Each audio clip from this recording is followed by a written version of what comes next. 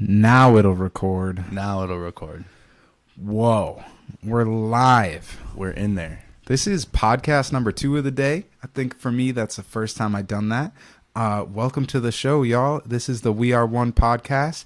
And today we've got a highly anticipated guest sitting right here next to us. Welcome to the show, or welcome back to the show, Andrew Mercado. What's going on, dude? What's good, brother? Started from the riots. Now we're here. Now we're here, bro. Attaboy. in my extra room. I'm hoping to turn this I room am so into impressed by a this. podcast studio. I'm not impressed by it. I'm excited to build it out, but progress. Yeah, man. It's all about the progress, man. Which is perfect. You've had a lot of that. Yeah, a lot of progress. Yes, man. It's just been a slow, steady stream of progress. I didn't want to rush both myself and then now the people that are also assisting me in this in the live stream game, if you will. Mm-hmm. It's dope to see the amount of just like grassroots support that you and Mercado Media and like CJ and a couple other people that you surround yourself with. It's really dope to see the amount of people that are like vested in it at this point. Either they've contributed money or hours and emotion into what they're viewing when you guys are streaming. So I just think it's really damn cool to see how you've brought it, from when we first met to it being like, now it's like actually an entity of its own, right? It was just kind of like guy with the phone, right? Yeah, guy with the phone and kind of like a little bit of a following. But yeah, it's expanded now to where I have like a team of moderators that help my media page, not just with moderating comments, filtering out trolls and all that type of fun internet stuff, but they also help me physically in the physical sense where if I need clothing when I'm if I need a travel buddy, one of them will come with me. Nice. And travel to like one of the either Kenosha or Iowa or around the cities here. It's just a big, huge community effort, and the viewers too, man. Like I think it's just because live streaming has been around for 10 years or so now, but it's becoming almost it's getting to the point where it's a mainstream form of interaction online. So we've slowly morphed it into like a media reporting type means of live stream, and it's kind of new. The mainstream news live streams all the time, but it's a live stream news feed. It's aggressively produced. Yeah, right? It's aggressively produced, and ours is just we can interact with the people watching. The streamer can look at the phone and live interact with every single or anybody watching the live feed at the time, and they can directly affect something that might happen in real life, or a certain situation, which can be good and bad.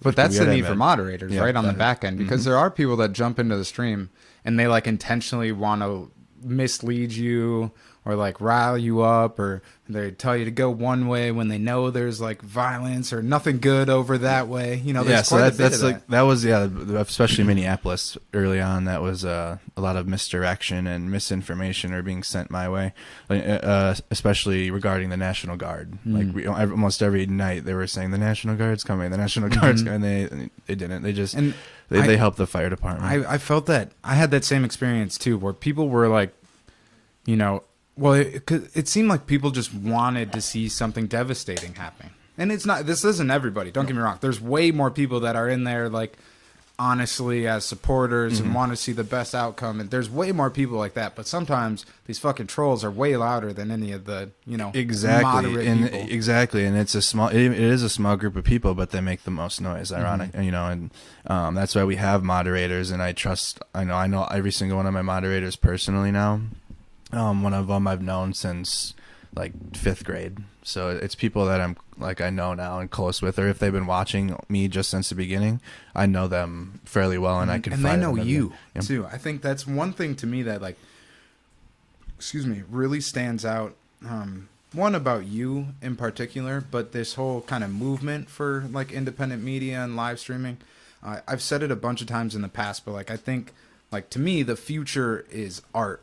And art, to me, is just a form of honest, authentic expression of oneself, right? That's what art is to me. It can be through so many different mediums. This right now is art. You live streaming and interacting with, your community and the amount of supporters that you've rallied together. And when you're just playing video games, or when you and CJ were driving back to Minneapolis from Kenosha, I tuned into that for a little bit. Mm-hmm. But that to me is like, in its own way, a form of art. It's nuanced. It's more nuanced, but like content. Like our main. That's why it's important to be transparent with what what we're putting out there as content creators, or what have you. If we have a following, because I always make sure to let everyone know, like there's the reporting, and then there's the live streaming of like vlog type content, where it's just me in the car talking to the audience, or playing video games, playing softball. It's just an extra outlet to connect with who you're getting your information from. Like, it's so that way they can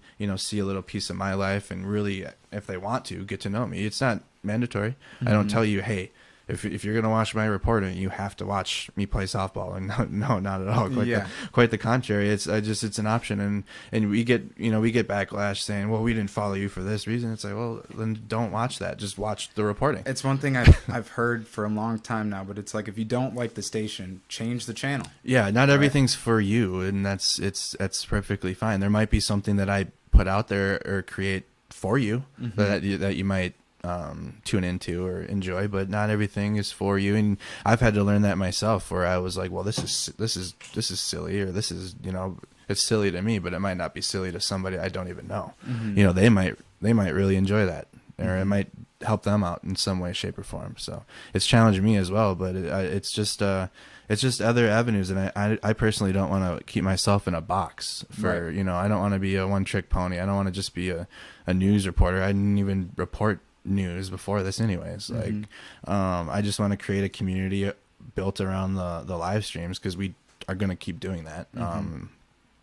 But when we're not out there in the physical sense reporting, events, or out there in real life, we can be at home playing video games with the same community that would watch me outside.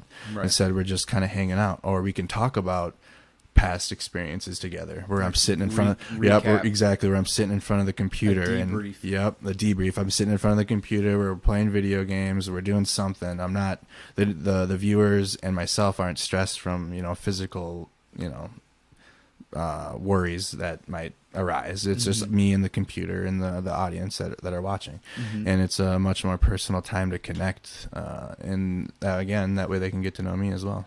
One thing you said was, like, before all this, you weren't a reporter, mm-hmm. right? Well, it was one thing I was curious to hear more from you about. Is, like, we talked about it a little bit, like, in our last podcast, mm-hmm. but really, like, take me through some, like where were you before live streaming and being able to amass this community that's following and supporting you? Yeah, I mean, I just I was before all this happened. I was active in the softball community. I was active in the recovery community as well, and I was in school full time to become a licensed alcohol and drug counselor. I really wanted to work with veterans that were struggling with opiate addictions. Because oftentimes when we get out of the military, they give us opiate drugs, like candy. So I really wanted to work with that community of people that might be struggling. So I was just going through school, and I was the president of the Veterans Club. I was the treasurer of the Addiction Counseling Club at school. Where were you at school at? Minneapolis College. So I was downtown Minneapolis every single day. So okay. For school.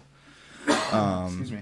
So I was just becoming more heavily involved with that, and then March came around, and we had spring break, and we were off, and it was like I was doing well, and then midway through spring break, that's when the lockdown happened for the coronavirus, mm-hmm.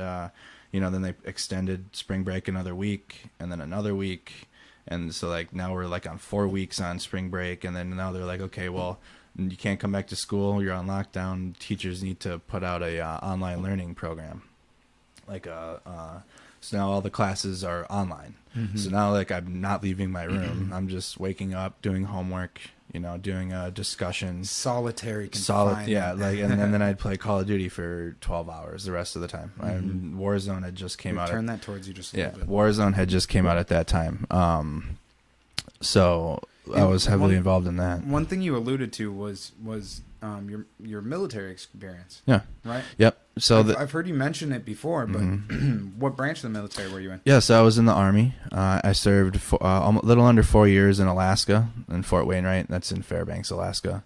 One tour overseas. It was only 9 months. It was just support missions in Kuwait, closing down fobs and bringing in equipment that wasn't being used from the war anymore, and kind of consolidating it into different motor pools. So I did that, and then came back and served the rest of my active duty contract in Alaska.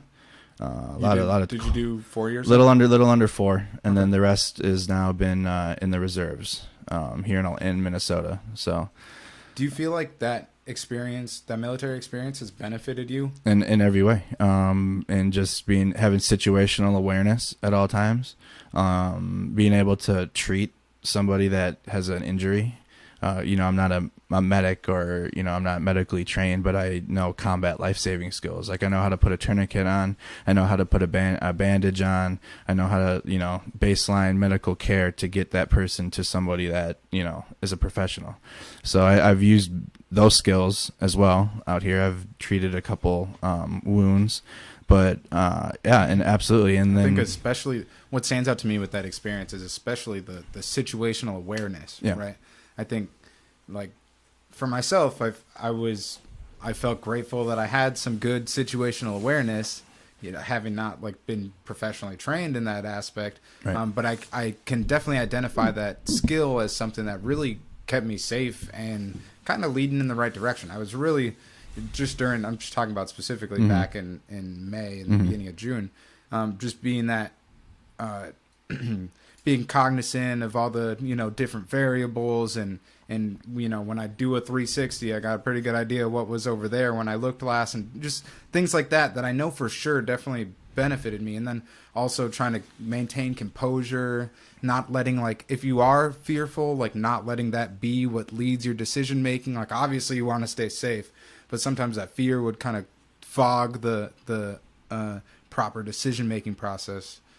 It's maintaining a level of professionalism too while you're out there, which also feels into that situational awareness. The moment you're in la la land, I call it, where you're just kind of going through the motions, and this is in the physical sense, even with anything actually, in real life, when you're not on the internet. And it's so crazy we have to separate that now. We're already in that world where we have to talk about real life and the internet.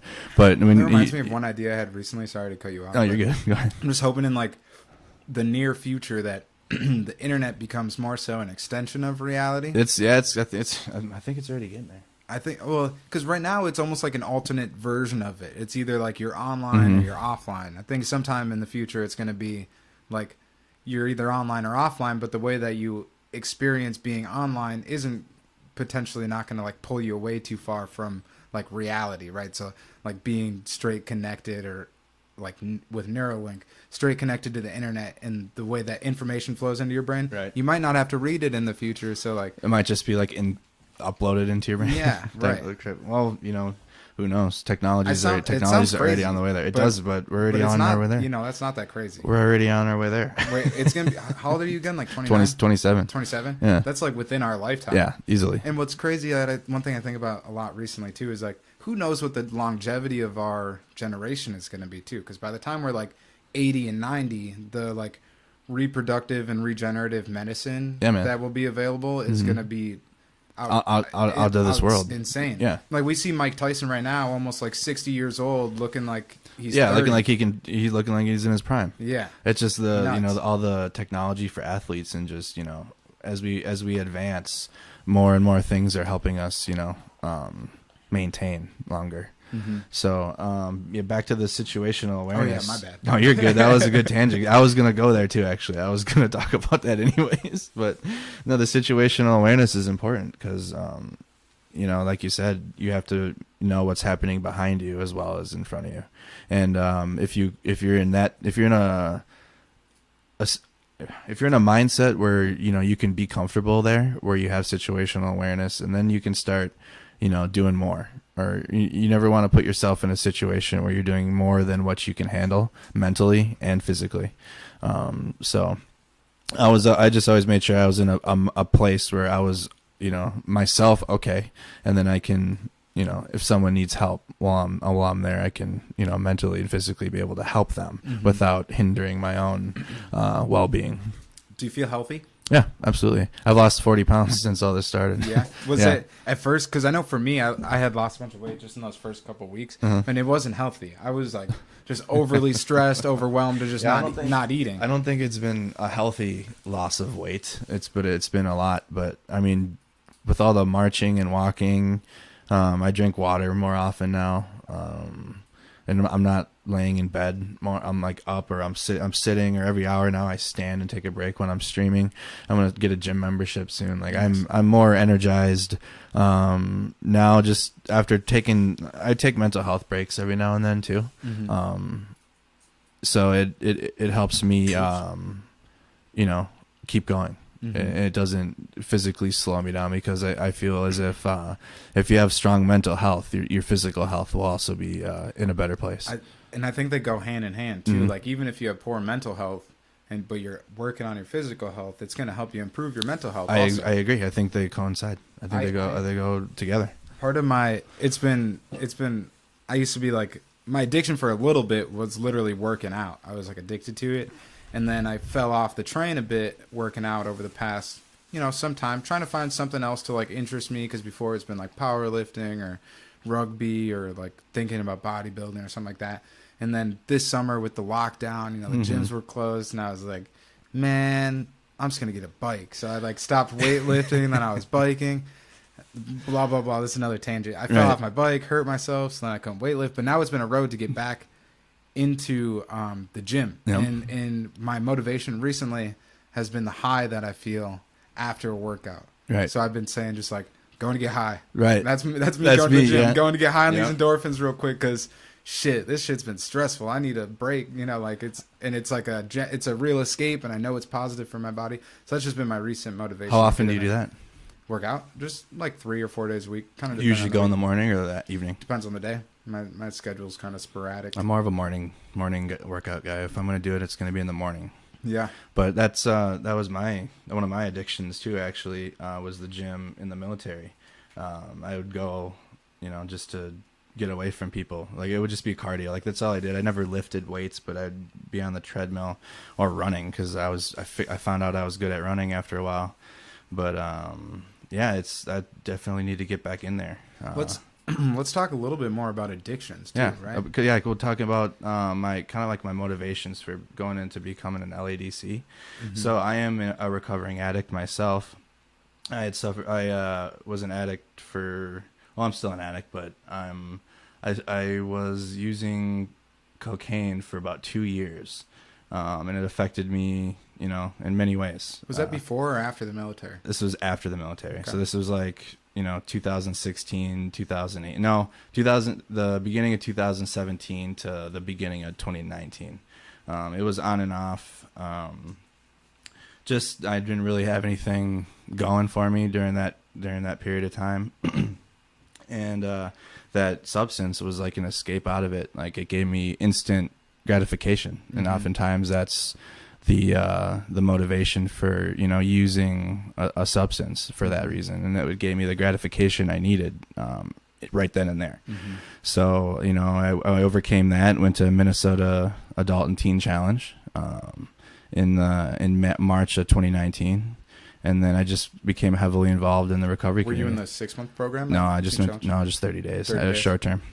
Nice. And I went to short term and I just had the right counselor, man. My counselor I had was just fine. Like he got to me, and I had that moment. Did you go to treatment just once? I went twice. I went to the VA hospital in 2017 for 30 days. And then I went again in Teen Challenge in the beginning of 2019. Okay. Yeah, I mean, you alluded to one thing that, I think I've personally dealt with addiction before, and anyone listening probably has heard me say that, except for all the people that you bring in to check this out, so maybe they didn't know that. But when you said it was an escape for you, I think that is just absolutely so relatable for I mean, probably everyone. We all need kind of an escape sometimes, but especially anyone that has dealt with any form of addiction, that is absolutely relatable. And like for me, like what I was escaping from was like my reality and the way I felt about it, right? And I was absolutely like a slave to my emotions at that point in time. Still to this day, I think like a lot of people are. And just like you're in better or worse control. We're always one decision away, one wrong decision away from slipping up and going back there. And it's why I bring back the situational awareness talk and self-awareness, where we have to be aware of what we're doing, because even as addicts, a certain emotion could trigger us to want to go back to that place, or even just entertain, not even if you act on that thought, but even if you just have that thought, could hold so much power. And I think also what can hold a lot of power too is the fact that we have like that addict mind or addict brain. If we just like channel it in the right direction, shit. Exactly. I'd like, since I got clean off dope a little over 6 years ago, I've been addicted to the gym and addicted to biking, and now I kind of forming an addiction with podcasting and like wanting to create content, and then like art and stuff like that. Like I get hyper fixated on very specific I'm the same things. exact way. I'm the same way. I mean, I've always had an artistic side to me. I grew up, I played the trumpet. I was all state jazz band. I loved, working with technology, building things. I always built Legos as a kid. I was always building things or doing something or creating something, or Lincoln Logs or Connects. Like I had all of them. I had every set. So I think that, I finally was able, to channel my thought process into school. That's what I channeled it into finally. Okay. Like I went all in. Are you a good student? I'm no terrible student. Oh, okay. Absolutely. Well, I am now, but growing up, okay. terrible. I just didn't care. I hated it. I didn't study hard. My dad made me, but I would just honestly sit there and read my book. Like I would do something else, like play with my toys or something when I didn't want to read. Like I just wasn't. Dude, there's so many times growing up I was supposed to be reading, and I knew that if my mom thought I was reading, I could just sleep instead. Yeah. I would just like lay down. I did the same thing. Eyes. It's a classic move. Now I have this issue now when I try to read, I get tired because I associate reading with sleeping. Yeah. Mm-hmm. So that's something I'm working on. It's a habit I'm trying to. It's a habit. It's like practice. You just got to keep working at it. Definitely. Where were we at? I got you. What's PTSD brain. So we're only a few days out from Election Day. Yeah. What are you doing for Election Day? I'm going to Washington D.C. Yeah. Who are you going with? I'm going with my buddy crew? Kenny, and my buddy CJ from CJ TV Media LLC. Shout out CJ. Yeah, he's coming with. Got to get CJ on the podcast. You do. You got to get CJ in here. Maybe the three of us sometime. Oh my goodness. It's funny. I only got 2 mics, and I constantly. That one would be like a 4-hour podcast. That's fine. I've done 5. So if we want to like break the record. Yeah. All right, I'm with it. If we can get CJ, CJ to do it. And we'll just have to clip this out and send it to him special, and he'll be like, "Damn, I'm down, bro." Hopefully. So, what are your expectations on Election Day? Do you have any going into? No, at this point, no. I'm gonna just go there and just see, just be there and just do what we do. Like I've done everything. I don't try to make predictions, because that's what the news does. They make predictions and analysis and all day long, 24 hours a day, whereas when we go there ourselves and actually see it, oftentimes it's not what it was hyped up to be, or it was more hyped than what they thought it would be. It's something. It's just, real life is just so much different than the predictions that we can make with it. So when I go there, whatever we see is what people are going to see at the same time. And there's absolutely a need for that. I think that goes into the portion of authenticity too, being that instead of doing the thinking for the viewers, like the viewer just gets to see what you're presenting them and think for themselves. Exactly. And that's the whole point. And, once I do a live stream, very rarely do I go back and rewatch. I rewatched some of the Minneapolis streams, very hard to do for me. Watching those, I can't make it through most of them still without getting emotional attached or like getting emotional watching it. Yeah. But yeah, once I'm done and I go live and I put it up there, and I usually just leave it and then I'm on to the next one. I don't. I do like reaction now videos to like a live debate. Like I did a live presidential debate reaction where I talked over it, or like me, CJ, and Hiram did a conversation live stream where we just talk, but or then people can hear like some of my opinions on things and how I feel. Not really though. I just share my thoughts, but I don't try to interject my how I feel telling you how you should feel. There's a difference, I think, between that. Definitely. I think there absolutely is. Yeah. And that's one of the major ways that like mainstream news fails us is by trying to tell the viewer how they should think about it. Right. Yep. Or heavily try to influence you in ways to do it in tricky ways. And that's kind of ultimately the point of that mainstream, like just that mainstream, like there's like 6 media companies that produce I don't know what it is, something like 97% of the news, the national news. And especially now when like what news station to go to for what viewpoint, it's right. If you want, oftentimes if you're a conservative, you're going to watch Fox News. Oftentimes if you're a liberal, you're going to watch, CNN, MSNBC. And it shouldn't, that alone right there is a problem. Like there shouldn't be party lines news, or you know what I mean? It's kind of gross, and it definitely is a factor that's driven this like social and party divide. Yeah, and and that's why that was one of my biggest motivations in the beginning. And I want to pull that just away from you. Yeah, now it's getting a little bit too loud. Now it's too loud. That was one of my motivations in the beginning. Just seeing how bad the news was, and I felt as if the news is a part of the system that we're fighting against to try to make changes and improve it. So it's been getting increasingly harder as time goes on to keep reiterating that, and more people from each side are trying to have me be their mouthpiece, or be louder for them more so than the other side, or like this side's this side's that. And it's tough when you're trying to see both of it and see all of it. And in a way, it maybe that's why the mainstream news doesn't do it, because one, it's the middle of the road crowd is harder to maintain, other than when you appease one side over the other, because then you got a whole you got a whole group of people, whereas when you're middle, you got both sides. So it's a very narrow line to walk. One thing I've done with like the news that I take in, and like just media and whatever information, I get it from just a variety of sources, and it's kind of like a game at this point, where because like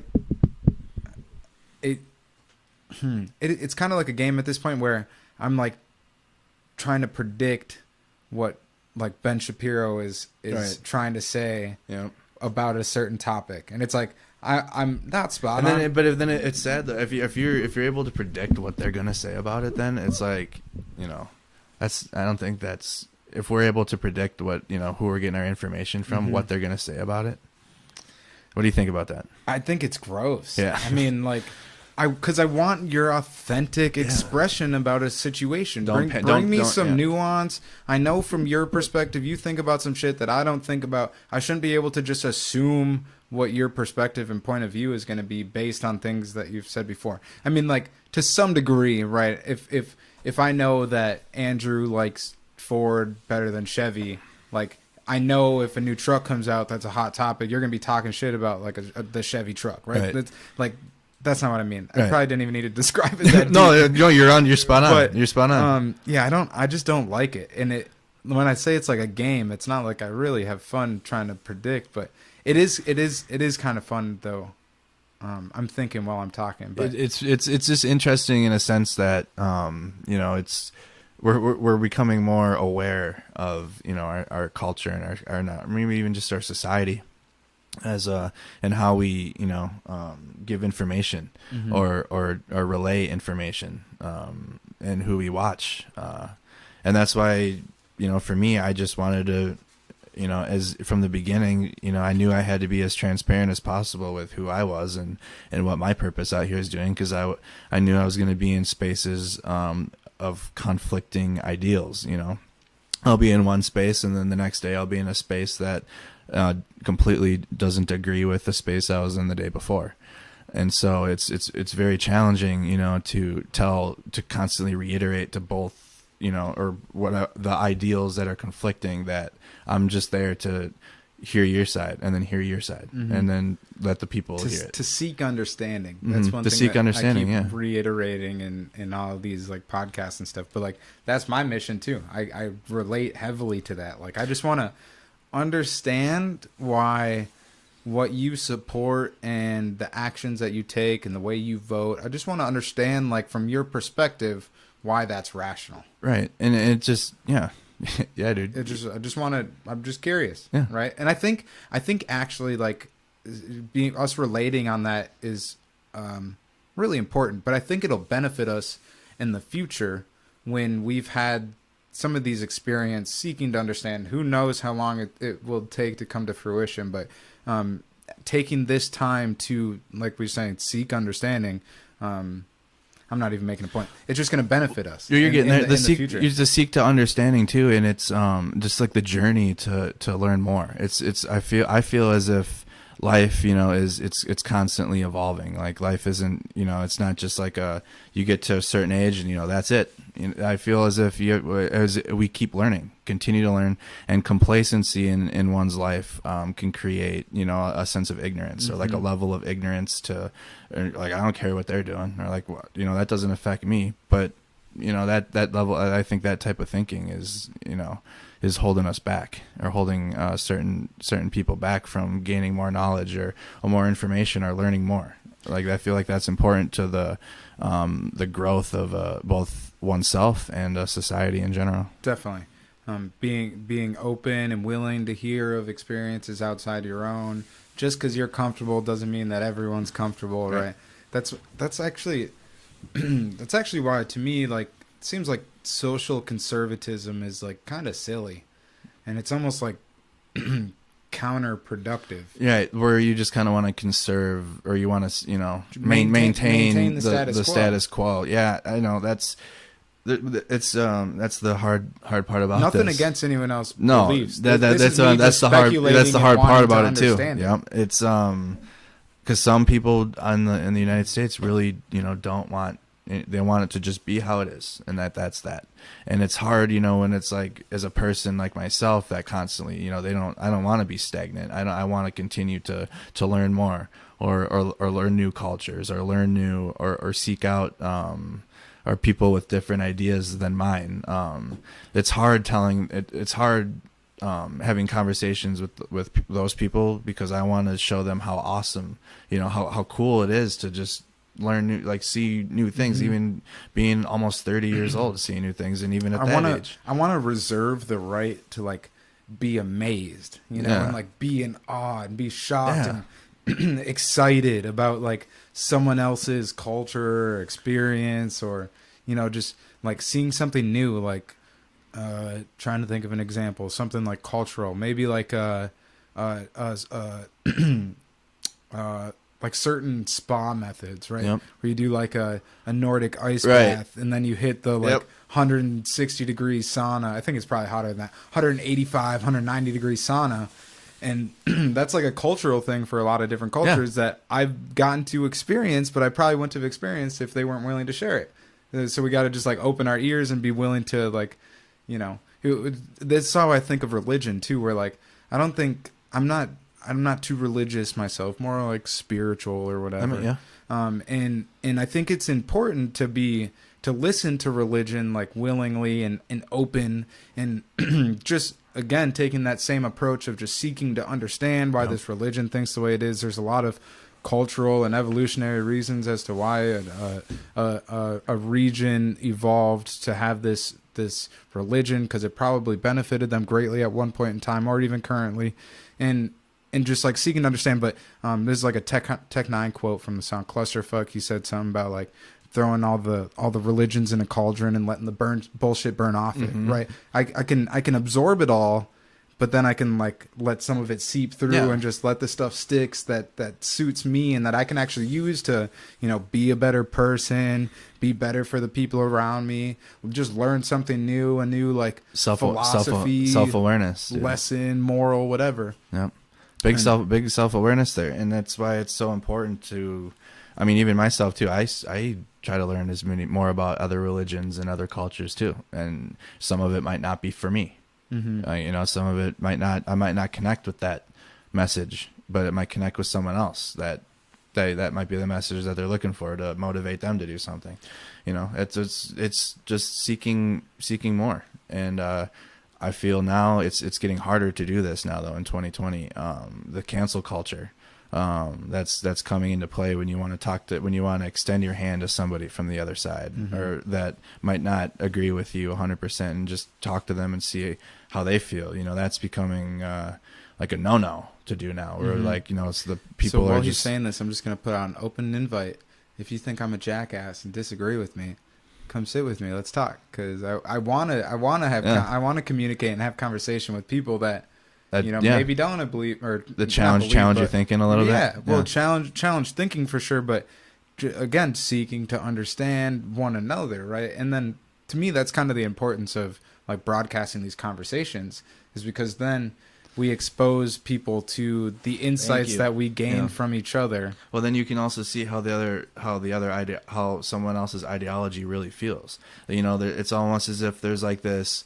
You know, and this goes for any side. I'm not speaking for one side or the other. You know, that if you have two opposing viewpoints, there's like this ether of, you know, unknown that, you know, again, getting back to the news or like media sources will spin up and you know, do things for clickbait or really be extra about the message, whereas you would oftentimes find more substance from just talking to somebody that from that specific ideological group, mm-hmm. Where you just have an extended conversation, like just set a time like we are right now, just to talk. And more times than not, especially in one-on-one conversations, you find something to relate to. If you can keep your composure and not get too reactionary or emotional, if something rubs you the wrong way, ask a question.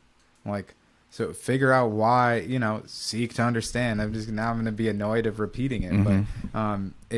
but we relate just on a human level more times than not. You know, I've said this before. I don't really understand. Like, I understand like tribalism and racism, but like, we're the human race, yo. Like, you know, and especially with this internet and the ability to be interconnected around the world and actually be exposed to information about other cultures that you never would have been able to be exposed to in the past. Like, we have an opportunity to actually like unify as an entire, you know, human race, an entire species of animal. You know, I think, well, then once that happens, we probably evolve to something beyond human. I know. Right? But I think it's just in this postmodern world, you know, tribalism, like you just mentioned it too, and it's like kind of like cheering for your team now, like your team being whatever, you know, you latch whatever one latches onto, whether again it's like, you know, your sports team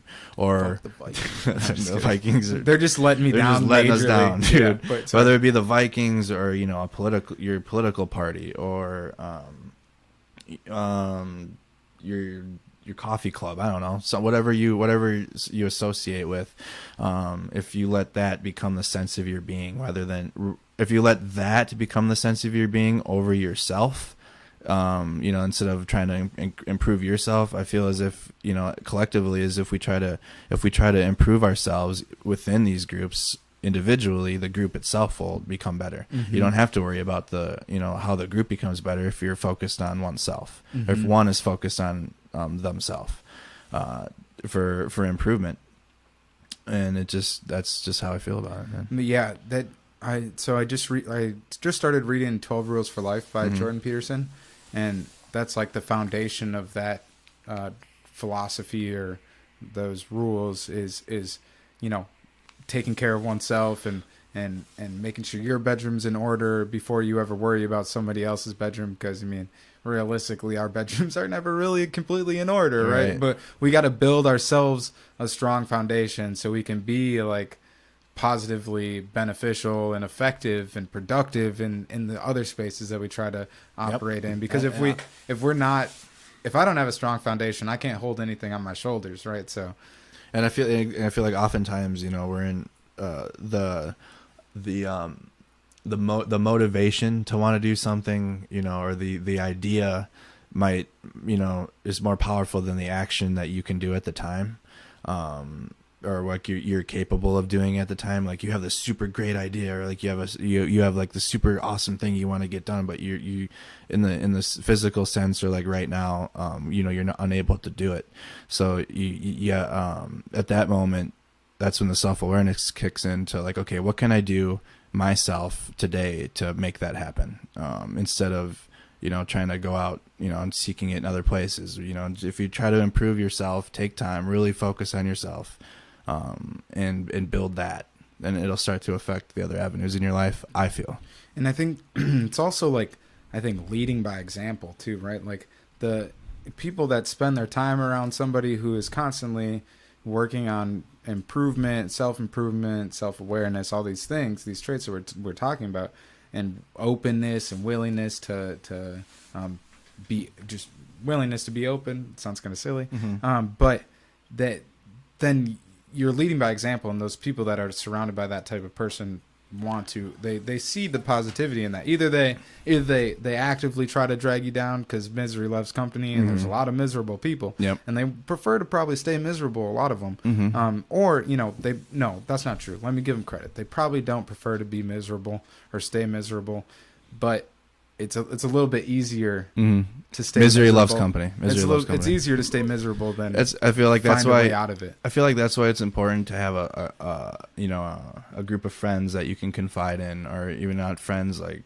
coworkers or family or somebody, you know, that you can talk to, because while you're on the journey, you know, to focus on yourself and growth, it's important to still talk to people, or ask questions about even yourself, you know, say, am I doing this right? Or did this, or how did this, you know, this look? And you just do it with a private conversation with people you can trust. So you don't need to ask Twitter, you know, or like ask Facebook, like, you know, we all do it now and then, you know. This is probably we all do it. It's probably super judgmental, but sometimes I'm like, when someone posts a story like, should I get a haircut? Nigga, do you think you should get a haircut? That's how I like, bro, I don't know. Like, do you want a haircut? Or do you like, want a haircut? What are you asking right now? But I've definitely probably done that myself. So I'm, you know, but yeah, it's just silly. Yeah, man. Silly. So what's in the works for Mercado Media? I mean, besides Election Day, I know it's kind of what you're probably really focused on and planning around right now. Yeah. But let's say like a year from now, like what you know, we can't predict the future, but it's like, what types of things would you hope to be covering, especially when especially when the political climate calms down a little bit? What kinds of things would you want to be reporting on and be surrounding yourself with? So now we're almost, you know, we're at the point where we're being invited to come cover things now. So even after the election season's over, and I feel we're still going to have things to report on, even in general, like even if I just, you know, remain locally here in Minnesota and just report on local Minnesota things, that's fine. You know, there's people that want it. And even if there was just one person that was watching that wanted to seek that information, I'm going to keep doing it because I love to do this. Like, if this isn't something that, you know, I wake up like, oh, but most of my life I've woken up and just said, oh man, not again. Like, I got to go punch in at FedEx today. Or, oh man, I got to go work at this. You know, I never liked it. How many jobs have you had? Way too many. A rough estimate. Maybe you know, not probably, maybe like 10. Yeah, it's like 10. It's not in the teens. Like, I, you know, and I've quit. You know, I've never been fired. I've quit. Or I've just been like, you know, I can't. But I just never found a job that I enjoyed doing besides the military. But I couldn't keep doing that forever. You know, I had to find a structure for myself and something that I like doing. And, you know, who would have thought it would be content creation or, like, you know, live streaming? I love playing video games. You know, I love playing softball. I love being active and involved in communities. And if I can take my platform and go live or be give a live stream to the world, because we have a worldwide following, Mm-hmm. and they can, you know, and that they might see something in the live stream that might cheer them up that day, or it might be something that's not, you know, a big event that I'm reporting at, but it's just like me at like the state fair next year. If we get the state fair back, I'll go live there. Oh, yeah. You know what I mean? And like Yep. somebody might tune into that, and like that might give them a sense of peace from their personal life stresses. Kind of an escape. Yeah, an escape Right. from like I might not have, I have no idea what, you know, Susie, you know, or person A is going through, Mm-hmm. but they might have something that they're going through where something nuanced in my live stream will, you know, will help them get through their day.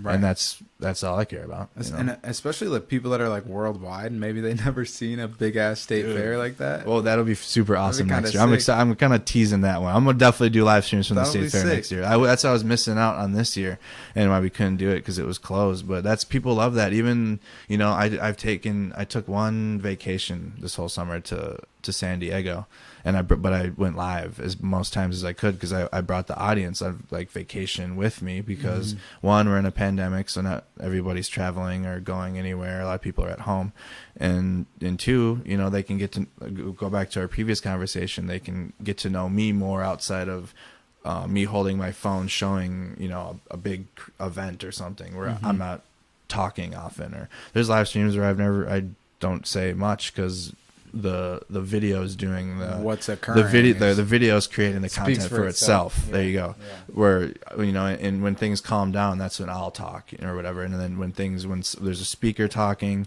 or there's something happening, it's time for me to shut up. You know, that goes back to self-awareness. You know, you got to know when to talk, when not to talk.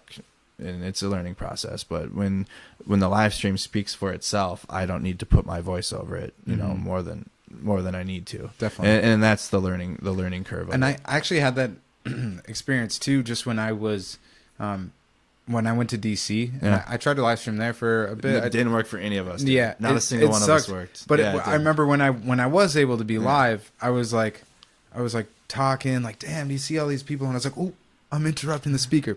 Listen. Yeah. We're here to listen. Yeah. Like, you know, Mhm. I kept catching that. I was like, I don't even need to be talking. Nope. I've caught myself, and the viewers have caught me twice. They're like, "We're trying to listen." I'm like, "Oh shit, sorry." My bad. Sorry. Like, my bad. Yeah. Yeah. Like, true. But that's, I mean, it's a learning process, because, you know, it's not, you know, in May of 2021 when I'm doing this compared to May of this year, it's going to be completely different. Like, I'm going to know what to do. It's a learning, it's a growth to learn more. I feel like the dream is in the journey, not the destination. Kobe Bryant. That's a Kobe Bryant quote right there. But that's where I think that's so true. The journey to keep being better and keep growing is, you know, what it is for me. It's not the, you know, now, you know, for me, it's not the, you know, house with a picket fence, you know, big backyard. I've made it, you know, kids in I the definitely kitchen. fantasize about that. It's a fantasy, But that's of not mine. going to be. Yeah, it's a fantasy. I know it's not exactly. for me personally. I know it's not going to be enough. It's not gonna be enough for me. I would appreciate it and love it, but I wouldn't feel comfortable just like being done. No. Especially when I'm going to live to 120. You know, like- Exactly. When I'm going to live to like Yoda years. Yeah. But no, I'm the same way. Like, I mean, and that's such a pleasant thought to have. Like, yeah, you know, one day, maybe, you know, when I'm old, that will be, you know, I'll be okay. But even then, like, I don't think right now at this point in my life that I'm built for that, where I'm just going to be cool with just being cool. Cause I've tried being cool for the last, at least the last 5 years, you know, after being in the military, which does, you know, project a lot of people to a successful life afterwards, where they have structure and they continue that structure. They get a job, they go to school, get a 9-to-5 job, get a house, boom, retire. Unfortunately, it goes the other way though too, right? Yeah, and for me, it went the other way. I was going to ask. The other way. I was thinking about that before. I'm glad you kind of brought it Yeah. back to that. But Yeah. did you feel like when you got out of the military, was that kind of not having that structure and that, you know, this is kind of the story you hear from veterans that do deal with addiction, is not having that structure and Yeah. camaraderie and brotherhood and Yeah, I and lost those all things. my friends. Like, well, I said goodbye to all my high school friends when I left for the military, and then I came back, and then, you know, all my, you know, childhood friends are off doing their thing now, and, you know, all my friends are either still in the military or they're spread out throughout the country. So I just fell into the wrong crowd. I just found a group of people that, you know, were somewhat. Is that what it was? Yeah. For me, it was I mean, that's what it was for me, For me, too. it was the wrong crowd in the wrong place. Because you're a culmination. Yeah. They say, like, you know, you're the average of the 7 people that you spend the most time with, right? Mm-hmm. And I think you are who you. I think I just associate ranted this on the last podcast, so my bad. But you are who you hang out with. You are who you hang out with. You bring about what you think about. If you're hanging out with a bunch of shitheads, that's all you're gonna be thinking about is shithead shit, because you're kind of, you know, taking on their characteristics. Yep. If you want to be a king, you got to hang out with kings, tribalism, and queens. Bringing us back to the tribalism talks. That's what affected me like that. Like I fell into a crowd of substance, you know, using people, individuals. And I just, you know, if you sit outside the barber shop long enough, you're gonna get a haircut, and that's just how it was. I'm not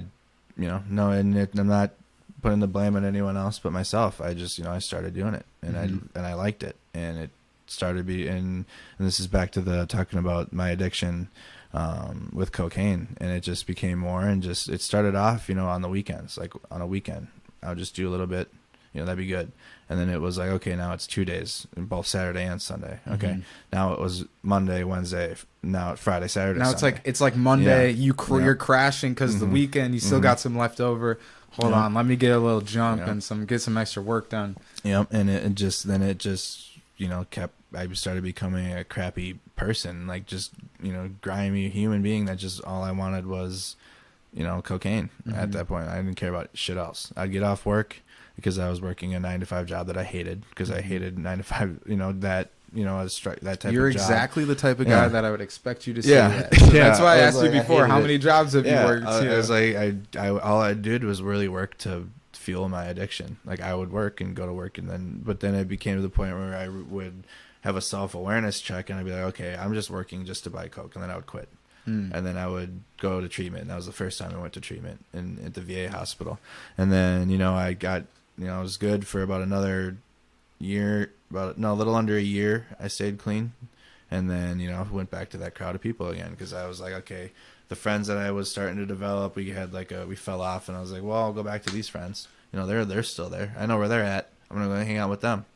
And I started using again, and then to bring it back, and then I just finally, this last time after Adult and Teen Challenge, I had a solid counselor, super solid counselor, and, you know, got me plugged in with the recovery community as a whole, not just, you know, because the first time I went to treatment, I thought 12 steps was a joke. I was like, I'm not an alcoholic, I don't drink. Like, that's a joke. I'm not even gonna try that. I didn't really care. Like the VA, in the VA, you know, if you work at the VA hospital, hopefully it's changed since then, but it wasn't, you know, an environment that, you know, really was gonna work for me. At least I should say, for me, it didn't work for me. Whereas Teen Challenge, like, you know, it worked for me. And so I just got plugged into the recovery community, went to outpatient treatment, while at the same time living in a sober house that, you know, was very rigorous in meetings. Like we had 4 meetings a week we had to do, and 3 of them were 2 hours long. Damn. Yeah, and that was at the sober house too. So I just was fully invested in this time, because I was like, screw this, dude. I'm tired of doing it. I'm tired, and I'd only been doing it for a couple of years. What shifted for you that got you fully invested to wanting to because recover? I would just be in bed and just I felt just alone, and just like, man, this can't be it. Like I'm already starting to give up. I'm only 25 at that time. I was like, there's got to be more to life. There's got to be something. I'm missing something here. Like this sucks. As much as fun as cocaine is, like this can't be it. Garbage. Yeah. Dude. Like this is trash. Dude, I totally relate. So trash. I was just like, and then finally I was like, enough. I'm gonna go. If I'm gonna do it, I'm gonna do it. I didn't do the full term year long at Teen Challenge. That's like the, you know, intense, dude, you know, but I did the 30 days, and then I did outpatient, you know, so I'd be at treatment from 8 a.m. to noon, and then at noon I'd go home for an hour, and then we had or I'd go home for a few hours, and then at nighttime in our sober community we had meetings every Monday, Tuesday, Wednesday, and then we had to go to another outside one. So I was like, you know, it was fully a part of my life for almost a year. And then now, you know, I was like, okay, I want to become a counselor. Like, I want to do this. Like, it helped me. I want to give back to the community that helped me. You know what I mean?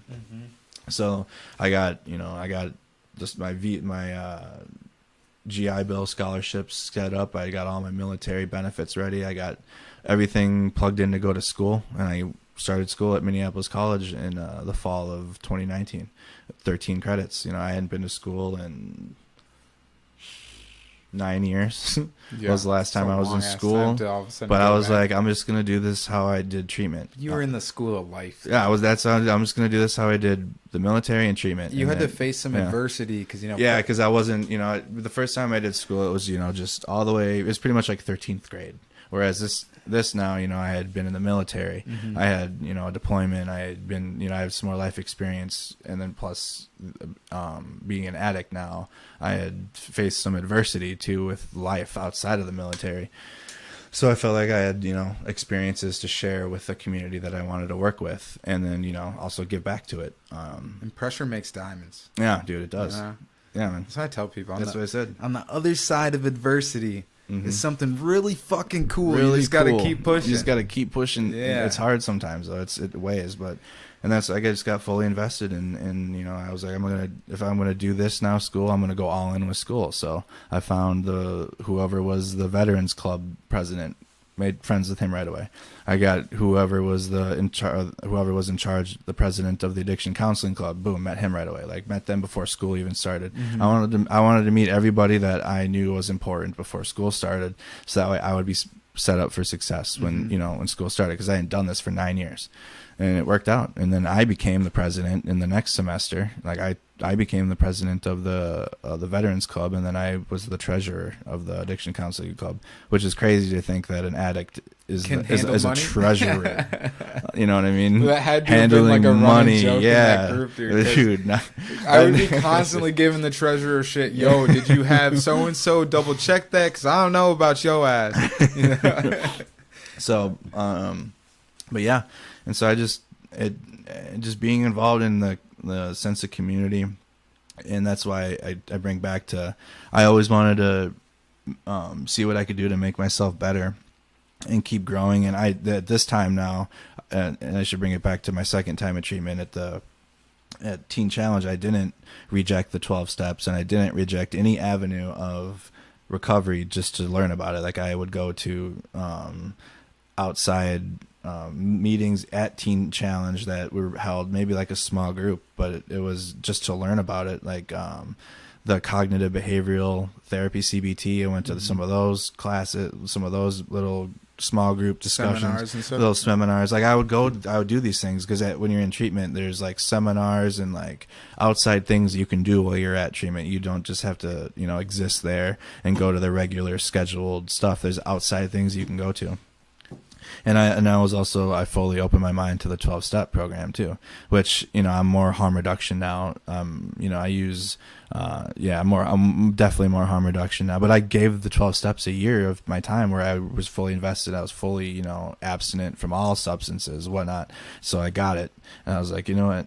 I finally was able to narrow down my problem, and that was who I hung out with, who the group of people, and then the places I was at. Mm-hmm. And so, now that I'm in this environment of, positivity and growth, and I was able to be like, okay, well, I still have PTSD. Like I still have mental, how can I put this? Lapses, or like even while we're sitting here, I've had a couple of times where I'm saying, what are we talking about? Or where like the CBD and like the THC really helps me, like medically helps me. So I use those two substances, and like alcohol, I don't even hardly ever drink. So I knew those didn't affect me. So I was like, okay, well, maybe I don't need to be in the 12 steps, or I'll advocate for it. I'll bring people to that route that might need that, but it's not for me. See, I just know that, I don't know, but I think for myself, like if I had really put myself into, if I would have charged my sobriety and my abstinence, I think I would have been more likely to relapse on heroin, dude. I think being able to, have a beer every now and then, or, smoke some reefer every now and then, or, even for like spiritual and personal growth, like, play with some psychedelics a little bit and things like that. Me too. And it's like I just think that, you know, for one, the psychedelics have benefited me tremendously. What's your in a lot of ways? psilocybin? Yeah, psilocybin and 5-MeO DMT. Okay, DMT, dude. Yeah, but the toad, you know. Oh, okay. Yeah, we could really get into that. We could get into that. But that's, I mean, go ahead. And then I have a thought. Yeah, no, it's just I think the harm reduction route, even before I had even heard it called harm reduction, was the path that I took for my recovery.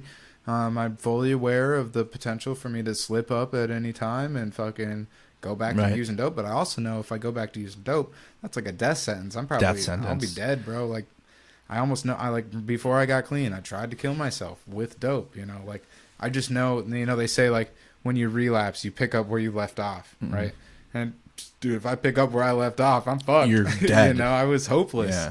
Yeah. So, I don't know.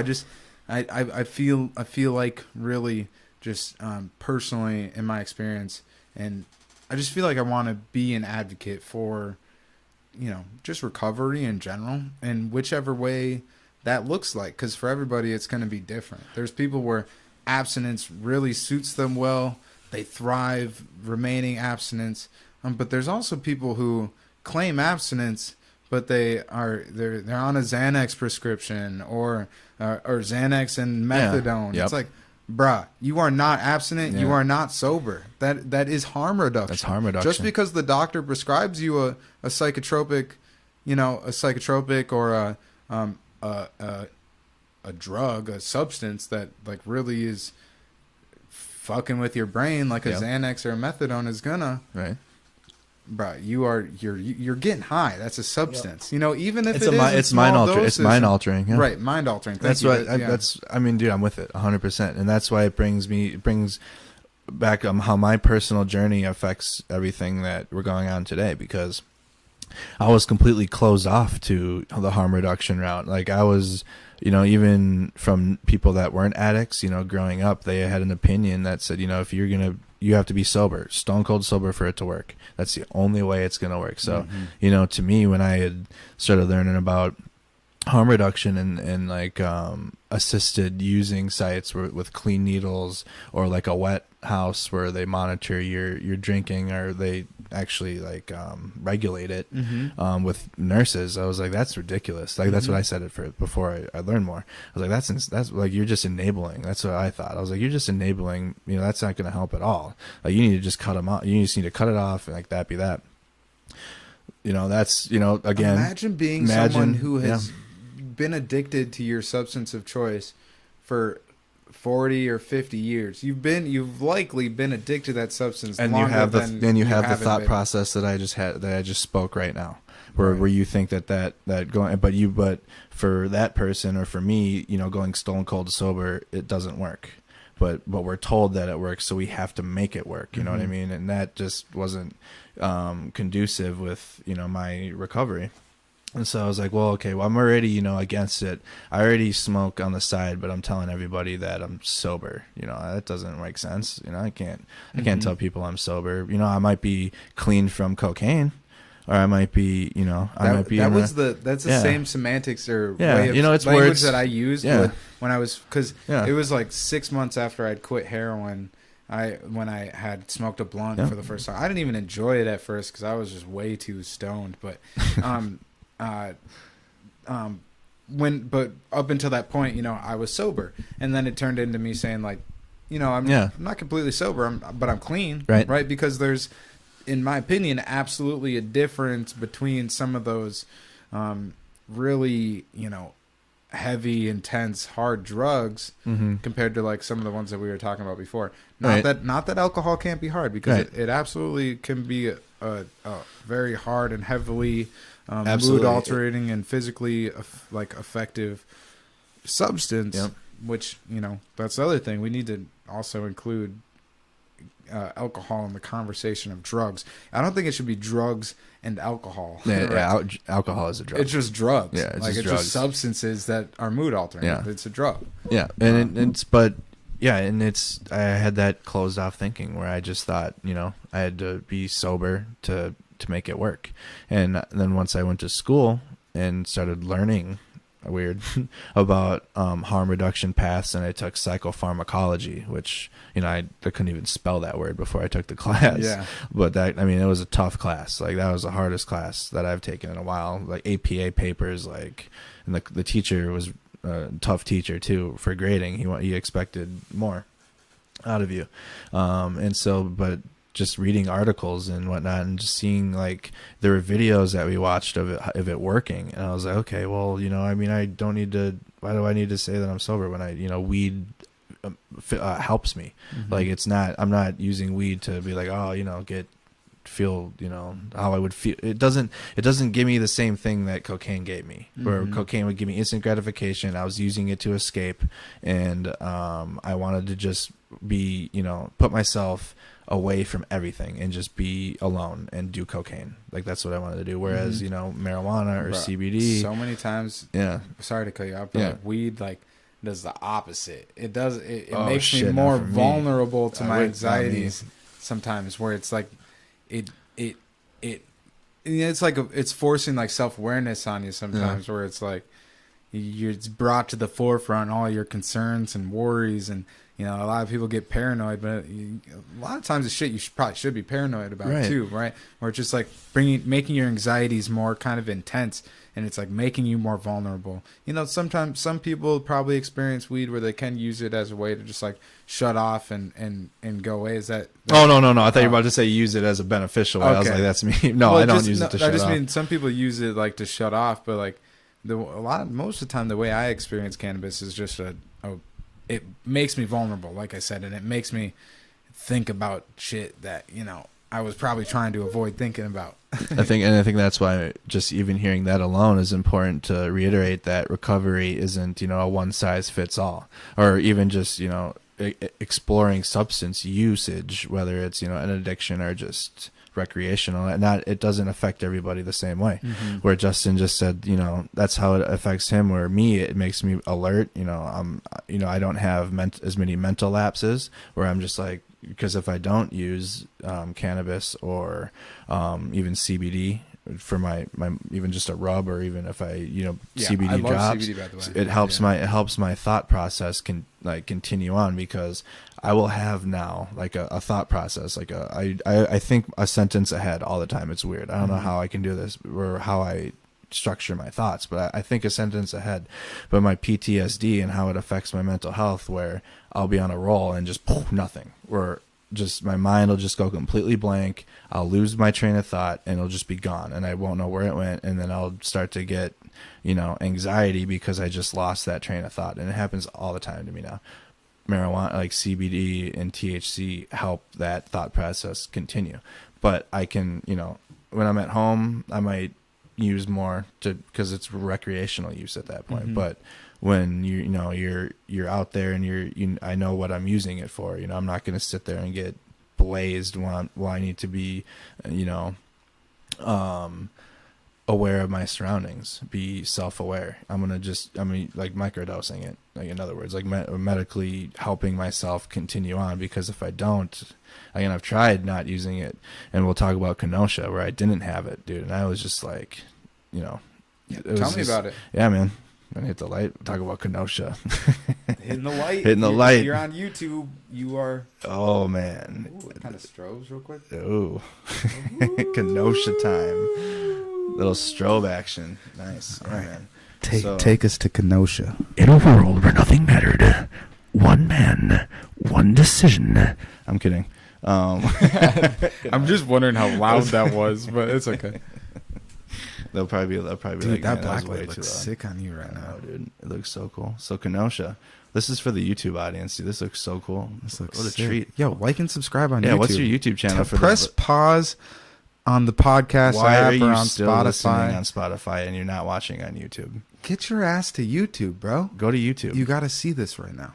It's super cool. It's sick. All right. Anyways, Kenosha happened. So, I didn't have anything. I ran out of it, but man, so I feel like you need to ask questions, because Kenosha is a whole. All right. You know what I mean? I'm gonna need you to alley-oop me, and I'll slam it. Let's see. So much. So, because I was curious about it, but actually, when I was kind of I do the same way. I try and create the pathways of conversation. I guess okay. So I thought about it is what I'm saying, and I didn't really know where to go with it. So first, what brought you to Kenosha? Okay, there we go. Thank you. You're welcome. I'm gonna need these alley-oops this entire time. I got you. So we were in Chicago, right? Me and CJ were on a road trip. We decided to road trip from Minneapolis to Washington D.C. for the March on Washington. Yeah. And so, you know, we were in Chicago at this point, and we had a few more days ahead of us planned to in Pennsylvania and Maryland, and you know, we're just gonna hit different cities along the way and do like some nuanced live streams like you see when I play video games, but it's just gonna be me and CJ doing a road trip, and then people can see other states that have been watching from around the world that don't know what some places in the United States look like. There's a lot of people from other countries that, you know, have never seen Minneapolis before, but now they have a perfectly good idea of what Minneapolis looks like. So we were in Chicago, like downtown, like we're setting up a live stream similar to what this video looks like on YouTube right now for all of you amazing viewers watching on YouTube. Justin Goeman on YouTube. And so we were setting up overlays, and we were just going to do a live stream and just like have like a podcast type live stream to our audiences at the same time. And so we were getting it all set up, and then, you know, videos started coming in. People started sending me, like, at least almost 100 people were messaging both of us like, hey, you guys got to get to Kenosha, or you guys got to go get over there soon, because the video, the Jacob Lake video had just, you know, came out. And so I was immediately I'm sitting there behind the computer next to CJ, and I look at him like, not again. Like, I just have a bad feeling, instantly bad feeling. You were at Chicago this time? We were in Chicago, downtown Chicago. I'm like, I'm just getting Minneapolis feelings, vibes. I don't know if I'm ready to go through this again, you know, because we had just went, you know, Minneapolis wasn't that long ago. It seems like it was years ago at this point, but, you know, it wasn't that, you know, it's still fresh on my... We're still in 2020. Yeah, it's still fresh on my mind. So, yeah, so CJ finally convinced me to go, because I was reluctant as hell. I was like, dude, I don't know, man. But we went. So we got packed up. We left like our clothing and, you know, stuff that we wouldn't need. We just basically just grabbed our technologies, like everything we needed for streaming, and like my body armor, backpacks, charger cords, battery packs. Took that and left the hotel room, and our clothes and everything were still there. So we drove. Kenosha's like a 50-minute drive from Chicago, and we got there in 45 minutes. So we got there around, like, I think maybe 10:30. I don't even know. It's like late night, before midnight though. I think we get there, and I didn't know where to go, and so people were from Kenosha that had been watching me and CJ prior to Kenosha. Like, they had known about us, you know, from CJ from Seattle, me from Minneapolis. They didn't, you know, they had told us where people were at. So, like, it was in front of the police station, the precinct. So we're like, okay, we'll just go there. Got out of the truck was parked, just walked right in front of the precinct, and there was like maybe 10-15 Kenosha police officers, maybe 20, in front of the front door, and they had their riot shields and like their riot gear on, and there was a small group formed, and me and CJ and one Kenosha newspaper photographer were the only three media there. Nobody else was there. Damn. Just us. Really? That was it. Yeah, just me, What? CJ, and the one photographer guy. That was it. How? That's how. I'm shocked. shocked. That's why we're having this conversation. So, Dude, dude, it's the same thing in Minneapolis, though. Wait, hold on. Let's pause at that real quick, because I'm genuinely shocked, because I know, like, this like live stream movement has really kind of like taken on for a lot of people. How was there no one serious enough about? No one thought it would be. They're independent media that they didn't meet you there, right? Not like meet you, but you know what I mean? Like, I'm shocked. First night, no, we were the first ones. First night, damn, for the beginning. So I guess you had the luck of how close you were too. That's partially. I don't know if you call it luck. That's what you said. I don't know how we were just in the right luck. place at the right time. You know what I mean? I don't know how else to explain it. We were in Chicago. Like the right place at the wrong time. Right place there. Right place at the wrong time. You know, right place at a misfortunate time, or a time that I wish I had been in Kenosha for the first time at a different time. Right. So, we had got there and we're in front of the precinct and we're getting set up to go live. And like, I'm like, holy crap. People they're like in front of the police and just conflicting, just unrest, chanting and whatnot. And then water bottles were thrown, just type of projectiles that you've seen thrown, like, full water bottles. And then this is still in front of the precinct. This is still just in front of the police station. And then finally, after maybe, this is just, this isn't accurate. I haven't watched the live stream back yet, but I'd say maybe 20 minutes of just the chanting. Tear gas went out, or flashbangs went out, and then that's when the people were like, fuck this, like, we're gonna go smash things. And they left in front of the precinct. They pushed the police back in front of their door. Like, the police backed up to the door a little bit. Some, then more, SWAT teams started coming out, or more up armored, law enforcement were coming out. Mm-hmm. But then the people went back into the in front of the courthouse, and they lit a couple of the dump trucks, trash trucks that were on fire. Using as they were using as blockades. They lit three of them, or one of them on fire, two of them on fire, and then they were working on a third one, and then there was two more further down in front of the courthouse. But when they had pushed the people back, that's when things started, to get smashed and burned. Damn. So when I'm still stuck on being the fact that you were the guys with the only media out there. We're the only ones right there at that. So as things escalated in Kenosha, so that was like the first escalation. Then you were there. So that was like the moment where it became like a riot. Like, semantics, if you think shouting at police is riot-ish, you know what I mean? But some people believe that is, but then again, Portland declares a riot if there's 4 people standing in the street, what I mean? Like, they'll declare riot. we're property was being damaged, and like, what I mean? That's to me what a riot is. There we go. Thank you. We've been through one. That's what I say. Yeah, like, you know what I mean? It's like, not a riot until you get Umbrella Man walking in front of Yeah. AutoZone, smashing the windows. But I mean, through the summer though, we've saturated the riot word with protesting now, and it's like, we can't do that. I've actually talked about this before too. There needs to be just a separation with what's a riot, what's a demonstration, and what's a protest. Yeah, because even protest and demonstration are two different things. Yep. Yeah, in a riot. And even a demonstration and a protest. I know. There's even like a fourth too, which is like more just like reactionary. That might not be at the escalation of riot yet, but it's not necessarily a protest, because to me, a protest is something that's kind of well thought out, organized, put together by certain people in advance. With ideal. Yep. A lot of what we've seen this year has just been reactionary and then escalated. Oftentimes, like it sounds like, just happened here in Kenosha. Yeah. And that's just why, because the officers are getting shouted at.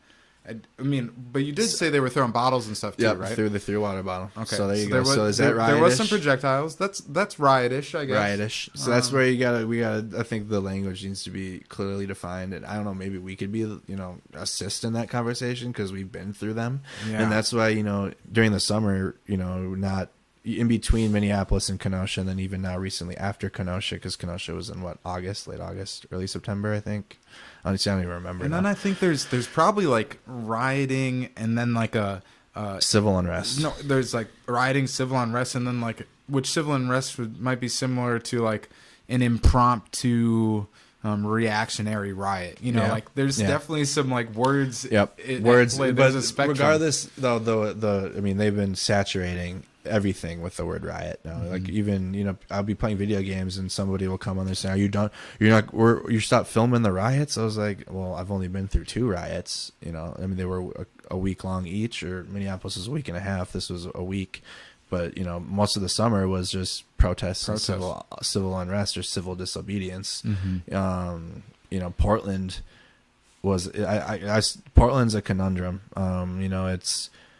It was definitely, I mean, so if you were, this is the way I put Portland, if you were not in tune with anything that's happening and what's going on, if you just for the first time sit in front of your device, your computer, your TV, your cell phone, and you just sat down in July and watched Portland and saw the interactions with the federal government and the protesters, and you had no idea, anything behind it that would look to you like that's crazy. Like, this looks like a war zone. That's riots. Whereas, me, I know it's a conflict between the federal government and the people that are protesting there. The only property damage that's being done is vandalism or like shrapnel from the flashbangs to the government building. That's not really creating much damage. And then you see, garbage fires being made, or that's riotish, but it's consolidated to one area, but it's not being taken out to the rest of the businesses.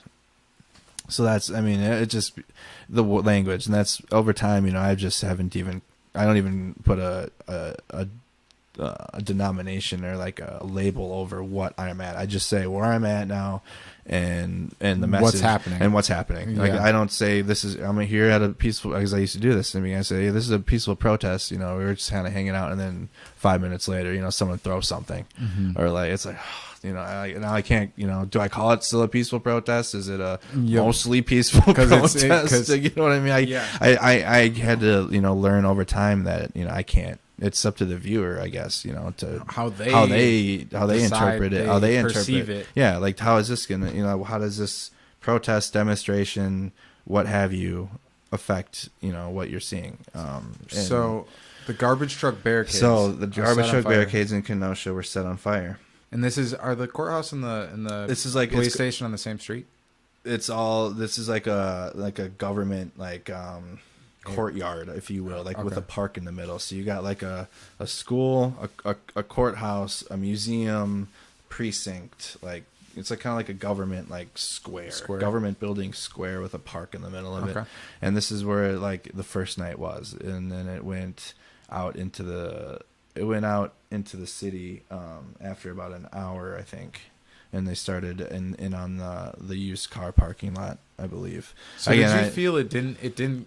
So besides like a bottle or a couple bottles being thrown, was it clear that like a catalyst was when you could feel the? So the other thing too is you could feel the like, it's so crazy to say this, and like, I didn't believe in any of this before, but like the tension in the air too, like between with the police standing there, the protests, and then me and CJ like in between. And like they had already started tear gas out, and CJ didn't have a gas mask, so he has to step away. He only had his cloth mask, but I have a full face shield. So like, I'm in the gas, and like, I'm just like, man, this is gonna be bad. Like, they're pissed. Like the people are pissed. Like, it's not gonna, like, the number one, the Kenosha police at that time weren't ready. Like, they had like 20 cops out in the front, and how could you how can you ever be ready for something like this? Where, Minneapolis, which is a big city, wasn't even ready for the riots we had here. How could you expect, Kenosha is like a middle-sized, town. It's got a good sized population, but it's not massive. It's a smaller city, mid-sized, smaller city. But they weren't. How could you expect that police department? How do you have the capacity to respond to that? Right. But then at the same time, on the same hand, you see them after the people had been dispersed, or they were pushed back into the square, the civic park, it's called. You see the Kenosha Police Department have like a bobcat, like a Bearcat, like tank, like up armored. I was like, where they? How do they have that? But why? It's like, what I mean. It's like, why do they have it? Why do they have that? And they didn't have the other, like, minimal capabilities. You start to ask questions like that. Okay, but they didn't have one. They had like two. They had like three of them, or they had two up armored Bearcats and like a smaller one. Those are the ones with that, we call them they're LRADs. They have the long range acoustic device on there that you hear this is the Kenosha Police, or and they whatever. That's the where like you see that video where they had given Kyle Rittenhouse some water. Yeah, that was those big green trucks that drive through. And you see them, and they're in my streams, or they push the people through the park. That was the third night though. But so they pushed people out of the park. That was night 3. So just from an hour. Oh, so night one. So night one, they just you were only there an hour though. In front of the police station. Yeah, about an hour, and then I was in front of the courthouse, and like a window had been smashed at the courthouse. Some vandalism had been written on the courthouse, and then like tear gas and flashbangs were thrown out. And then the people left the civic park in front of the courthouse, and like the police stayed there. Like they didn't really leave the civic park. The people walked down Sheridan Road, and they started in on the used car parking lot, which is next to the church. And the cars started going one at a time. They were so close to one another. When you start one on fire, it explodes. The other one's going to start on fire. That explodes, and it's just like a chain reaction. That'd be crazy to see. Oh my gosh. Yeah. It was, that was, and then I can't remember if night 1 or night 2 were the church fire, where CJ ran into the fire to put it out, and I followed him in. There was from the used car parking lot. It was probably night 1. It had to have been night 1. There was a church right next to the used car parking lot. Yeah, and there's a big tree. And the church itself, it's made of stone. Like, it's probably not going to burn, but there was a tree that was over it. Like, if that caught on fire and it would got on the roof and that collapsed inside, then the church could go up in flames. So all we could do really was there was a rain barrel in between the fence line and the church, where the used car parking lot was, and like it was maybe like a fourth full, and CJ just put it down and just rolled it on the grass and around the tree, so that way the fire wouldn't get to the tree. Get the tree. Yeah, okay. So we just did the minimal we could, move. but the cool part about it was people on the live stream, like at this point now, we had suggestions. I had like 7,000 watching. CJ had like 11,000, 12,000 watching, but a lot of people in Kenosha, and so they were calling the fire department saying, "Hey, look, there's nobody around. Like it's like just we need to get that fire put out to the churches around. So there's nobody." There's no rioters or nothing around that area. It's just the fire now. And so like they were able to, like, people called in to the Kenosha Fire Department to bring them over there. I don't know if that's how they got there, but then they showed up, and I'm talking to the chief now, the fire chief, saying, "Hey chief, there's a spot in the parking lot on the other side." Like now we're not just, showing it, like we're doing what we can in the moment, to help. The situation. That's not my first time doing that. I was gonna. That makes me think of about a lot of things. How I had similar experience where it turned into situations where you felt empowered to like interact with the surroundings. Whereas like at first for me it was when I've had my experience live streaming, it was just like, I'm just here to like kind of document and participate. That's how it started with. That's how it started with for me too. But then like there's certain moments where you can't sit there and just watch. Yeah. Yep. Especially when you're live streaming it. And I think that's where it's like I feel like I could lie to myself and pretend like there was nothing I could do if I was there by myself, right? But like when I'm broadcasting this and I know in my head there's something I can do, there's like no escaping it, because now but it's like it's a good feeling though at the same time when you interact, put yourself maybe in harm's way, but you just do it to do something positive for like That's why my group of friends, that I confide in for live stream. They're other live streamers. Some are in Louisville, CJ, Sol Luna, in Portland, Oregon. We call ourselves the Media Avengers. We don't log into the same Facebook page. We're not all underneath the same company. We're all individuals, but I use a hashtag for us. You know what I mean? We go above and beyond. Where yes, we're giving you the information. But if someone is in need, or if someone like needs help, like we're not gonna just sit there and watch it. We're not just gonna sit there and hold our camera and watch that individual struggle there. Like we're gonna step in where in traditional reporting, is that frowned upon? This is me asking questions. Like are you as a conscientious objector to the situation, being a reporter, are you not in the Are you not a human? In the rules of it all, are you not supposed to help? Whatever. So, but that's why we're different. That's why we're different. Help. I can't. I cannot. Like, I will gladly, shred myself of media privileges if that means I can, help someone. I don't care.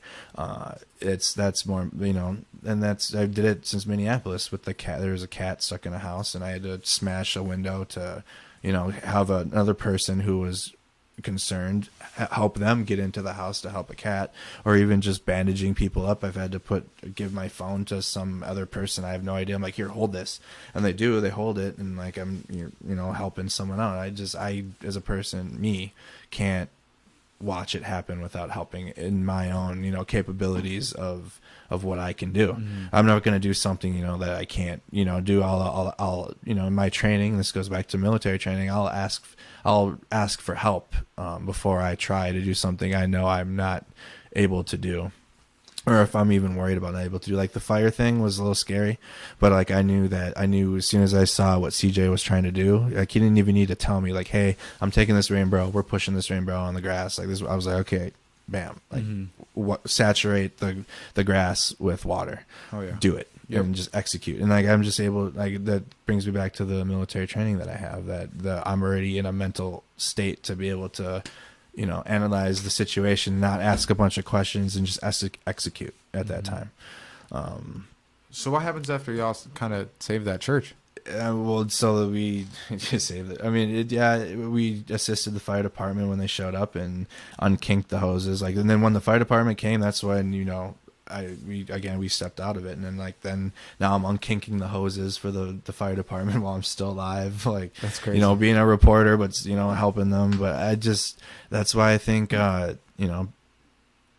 viewers and the people that support us, like live streamers, like the group that have risen since the beginning of the movement, they know that we do more than just hold the camera. You know what I mean? We do share our thoughts. We talk about it. They can enter our lives and see us as human beings. They can interact with it, like directly calling the fire department while they're watching a fire, but they can help, like, so as a viewer. In that specific example, when viewers that were there in Kenosha were communicating with the local authorities, and it wasn't even just viewers in Kenosha too. It was people that lived in other states outside of there. Yeah, that's dope. I know. So was that with Kenosha specifically? Because I know you've kind of built or gotten to be a part of and a little bit involved with some of the community around there too.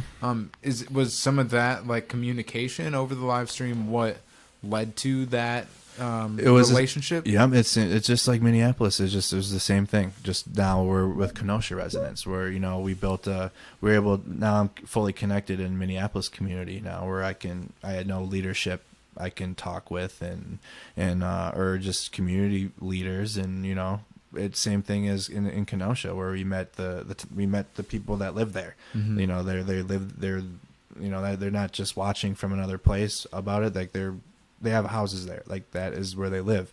And so we just stayed in tune with the community. And after that experience, and I will keep going in the following days after the church. Yeah. How many days did you end up spending there total? It was 4 days. 4. Okay. 4. So you were there pretty much through it was the whole thing. And entire... CJ stayed a day after for another day. There was another day of healing. But I was in Louisville at the time for the next rally that happened. But so just to get back to the fire, and then just the residents, like the biggest impactful moment too from that was after it all, the sun was coming up, people were like, the riots were done, but the smoke's still in the air, the things are still on fire. And then as we're just kind of standing on the corner, a resident who had been watching pulls up and he says, "Hey, I've been watching you guys all night long. Can you please, for me and the community, will you guys just go take your live stream and show the lake, Lake Michigan's right there. It's a lot. Kenosha, for Minnesota viewers, it's a lot like Lake Superior. It's a lot like Duluth. That type of it's like a harbor lake community. So there was a long, not really a boardwalk, but it's like a concrete walkway along the harbor to get out to Lake Michigan. You can see Lake Michigan, big, beautiful view. And so just have a not just somebody watching the content I'm putting out. It's a live stream, so they're watching it live. But somebody that lives in Kenosha, Wisconsin, wanted me and CJ to show the thousands of people watching the happy moment, of their town that I wouldn't have known about without hearing it from that resident that lives there. And so we took the streams over there, and it was just the sun was coming up over the lake, and behind us shit's on fire, dude. we had and on our way to the lake, we had walked through the town, and there was some of the like businesses, the windows had gotten smashed, and you just see like residents that were cleaning up the glass, like, but that wasn't their business, and we're like, is this your business? No, I just came out after watching the live streams, and we knew that we had to clean up a little bit. Yeah, that's dope to see. That's like, that's what? something that's like, actually that's kind of common across the board too, because I remember from the Minneapolis experience, that was one thing I tried to point out early on, was that it was like I was saying, like everyone like has a role in whatever's happening to mankind right now, and a lot of people stepped up into that, like, I'm gonna go clean up role, and it was like damn, that's really dope to see people just stepping doing up and it, filling a need, And I mean, that's, I feel like, stepping up and filling a need, that brings it back to how this all started. Like, we felt a need of a change in the media.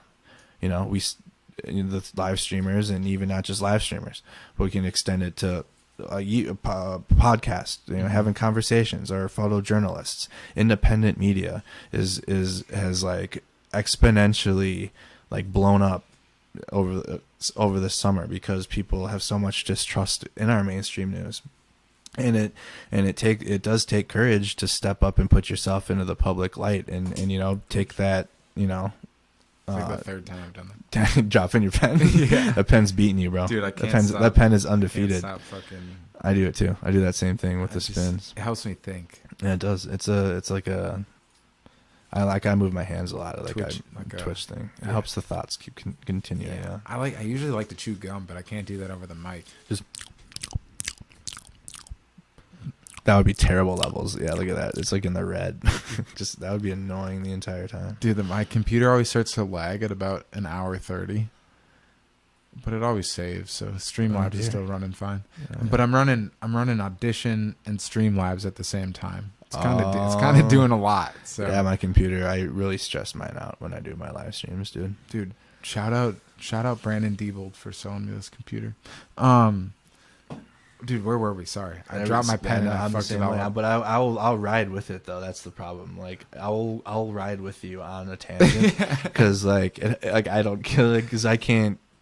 My thoughts, I explain my PTSD. All right, this is where we were. This is where we were talking about like the need for independent media, and the courage it takes to step up and be the person to fill that role. Yeah, to fill that role, and just there's clearly a need in our country for more reliable information, more trustworthy information, and I feel there isn't a more visceral way to see like what's happening than a live stream. Mm-hmm. You just got to go there. You're there. Like, even like it brings me back to, I don't know if we talked about when I went to San Diego ever, or did I? Yeah, we talked about that earlier. How you brought your audience. Yeah, I bring the audience on the vacation. Like, even I'm not a lifestyle live streamer where I'm just going on all these vacations all the time, and like that's my content. Like that's not it at all. It's there's a moment where I am going on vacation and I have an audience. And I was like, hey, they might like to see what I'm seeing right now. And it's the same thing with the news reporting. It's all relative, in my opinion, and you get what you get with the news reporting. And then if you want to get to know the live streamer, whether it be me or anyone else, because a lot of other live streamers are live streaming other things they do as well in their lives to their audience. You get to know who's giving you the information. You get to know me, whether I volunteer information through conversation. You know what I mean? Even sometimes when I'm live, I talk about my personal life if it's a relative to my thought that I'm that I'm giving to the audience or what have you. I'll reveal some personal information, but I feel like you don't get to know the most incredible way to get to know someone is just by observing them, or just being with them, or just hanging out with them. Conversation, and live streams bring that, where videos can do it. Like, if I were to make videos every day and post those, like, you can kind of get to know me. With the live stream, this goes back just to the authenticity piece. There's it's not overproduced. If No. anything, it's it's not produced. It's underproduced. Yeah, if anything, Yeah. it's underproduced. Like the most, and that's why I'm so excited. It's real. Yeah, it's real. And like you asked me earlier about the growth of Mercado Media. Like it's taken me 4 months, 5 months just to get a watermark and figure out how to do that while having a good quality stream too. Mm-hmm. Like I'm all like what I really, really like honestly care about, like truly care about in this is making the stream better quality, like making the actual what you're looking at look better, more interactive, and reach more people, so that way more people can see live streams. And then not just that, but then not tell other people how to do it, but share how I figured out to you, because I have a friend, I have friends in Louisville that live stream, and if I find something new that I learn, I want to share it with them, so that way like their audiences in Louisville that don't even probably know who I am, like they can get in on it, and they can see, improve their technology too, or like their audio visual things. Like I'm all about, sharing what I know, because I want this to be a thing. I'm so serious. Because it's awesome. Because it's awesome. I agree. It's so cool. And it is awesome, and it's necessary. It's needed. It's like, okay, back to Kenosha really quick. Yes. Take me to the night of the shooting. Night 3. Yep. So, Where were you at the time of the shooting? Do you remember? On the street. Were you right there? Yep. Damn. And there's a group of us. There's some people from Minnesota, not just me, that were there that night too on the street that I know very well. And CJ was on the street too. That's why that whole experience, like, changed my life, because we were right there. Like Kyle Rittenhouse's barrel of his weapon was at me.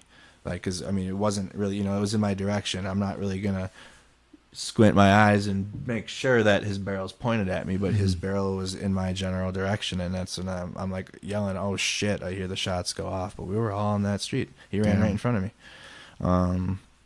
and the night started. So the night started off completely different from that. Like this night was just like a long night, and it started off in front of the courthouse, and now there's a fence in front of the courthouse, just like Portland. Same exact fence that was in front of the Portland courthouse. It's a national, I think it's a National Guard fence. Okay. Because I had asked my stream, I was like, what type of fence is this? Because Portland has the exact same, like the same brackets, same, like it's a T, like metal graded fence, you know what I mean? And it's the same thing. It was like, talk about reliving past experiences. When me and CJ walked up to the courthouse to see that fence there, I was like, oh my God, like, now we're back in Portland. It seemed just like it. And now, we're standing on the burnt dump trucks now, because the dump trucks are still there in front of blocking off Sheridan Road from the road in front of the courthouse. And so like and there now, it's like now Kenosha has the attention of the world. So now it's not just me and CJ, it's every mainstream news channel's there with their camera, and it just looks so weird, like as if we're there watching if we were there to, like, we knew this was going to happen, which is so weird. Like we were there in preparation to watch something crazy happen, because we're stationed on the trash truck, right? Like CJ is on top of like the cab on top of it with 2 other people. I'm on like the middle part, and like in front of us on the ground are all like mainstream news cameras. So we're like watching now the police on the other side of the fence and the protesters. So like we're just like, it seems like we're watching a sporting event to me, like, or some, like, this is like, I'm looking around like, dude, there's cameras everywhere, and it's just all of us right here, cameras, Bearcat behind us, fence, courthouse, people behind, or police behind the fence, protesters in front of it. And then you see similar images where people get shot by the pepper balls at the fence, or like they get deterred from the fence and by like non-lethal means from projectiles from the law enforcement. And then you see bottles being thrown over, like water bottles being thrown, typical conflict images that we've seen. And then you see the National Guard come out, and like then the people start getting pissed again, and then they were really rallying up inside of the park. And then now the police get to the other side of the fence line, and now they're in front of the fence, and then the Bearcats get out in front of the fence. And then now, like the cameras, like we're all kind of like if you're like we're like on the side of what's happening in front of us. So in front of us is the Bearcats, the police, and the protesters, and they're conflicting with each other. Bearcats are pushing the people into the park. The people are, you know, fighting back with water bottles, or they're picking up the expended or the tear gas that was just expended and throwing it back. Like, you know, they're just like conflict between protest or the riots, protesters, whatever, civil unresters, whatever, all the mixtures of the people. We haven't worked it out yet. All the mixtures of everybody with different, you know, motivations in that crowd that were there for different reasons. You know, projectiles are being thrown back at the law enforcement, so law enforcement was pushing them back out, and now they're telling everybody to get out of that little area. So now all media and all of us, now we're all inside of the park. And I'm taking my stream and I'm going along the line of all the police, and CJ's like on a bench, and we're just watching the police line, and they're standing there with their their riot shields, and now the command of this has been a unlawful gathering had happened. You know, Kenosha police not once declared a riot. It was an unlawful gathering. Yep. So even, you know, as riots were happening, they still never did. Whereas I wonder if that's just like local. Maybe that might have just been there. Maybe they didn't have a riot in their law, in their language. When they declare like an unlawful gathering, they have the same authority as other cities, say Minneapolis. Yeah, because even in Minneapolis, like a week or two ago at the 5th precinct, when I think 30 were arrested, they did declare it an unlawful gathering. They never declared it a riot. Even after a firework was thrown at the 5th precinct at the door, like they didn't declare it a riot. But that brings me back to, you know, Portland, where every night's declared a riot. So I think every law enforcement treats, you know, it differently. I don't think we can blanket every law enforcement policy in this country as being the same, because we clearly see different law enforcement react differently. I make that argument for like the conversation of like reform, where like each department needs to be looked at individually. Law enforcement, as much as it is, you know, it's law enforcement enforcing the law. Every precinct, and, you know, goes about it, has different policies. See, I believe in order. I don't necessarily believe in law. Have an order of things in life. Yeah, but life has an order of things too. We just, you know, that's like, the journey. There's of a getting need to for figure chaos, right? Because like part of our human nature is turning chaos into order. Listen, Jesus flipped tables, so. Fuck this table. Jesus flipped tables. So, but yeah, I mean, so now we're in the park, and then now they're telling everyone this is an unlawful gathering. You need to go home, get out of here. Media included. They included media in their commands. So we moved to now we're in Sheridan Road, and like they kicked everyone out of the government park now, and out of Civic Park. Now everyone's on Sheridan Road.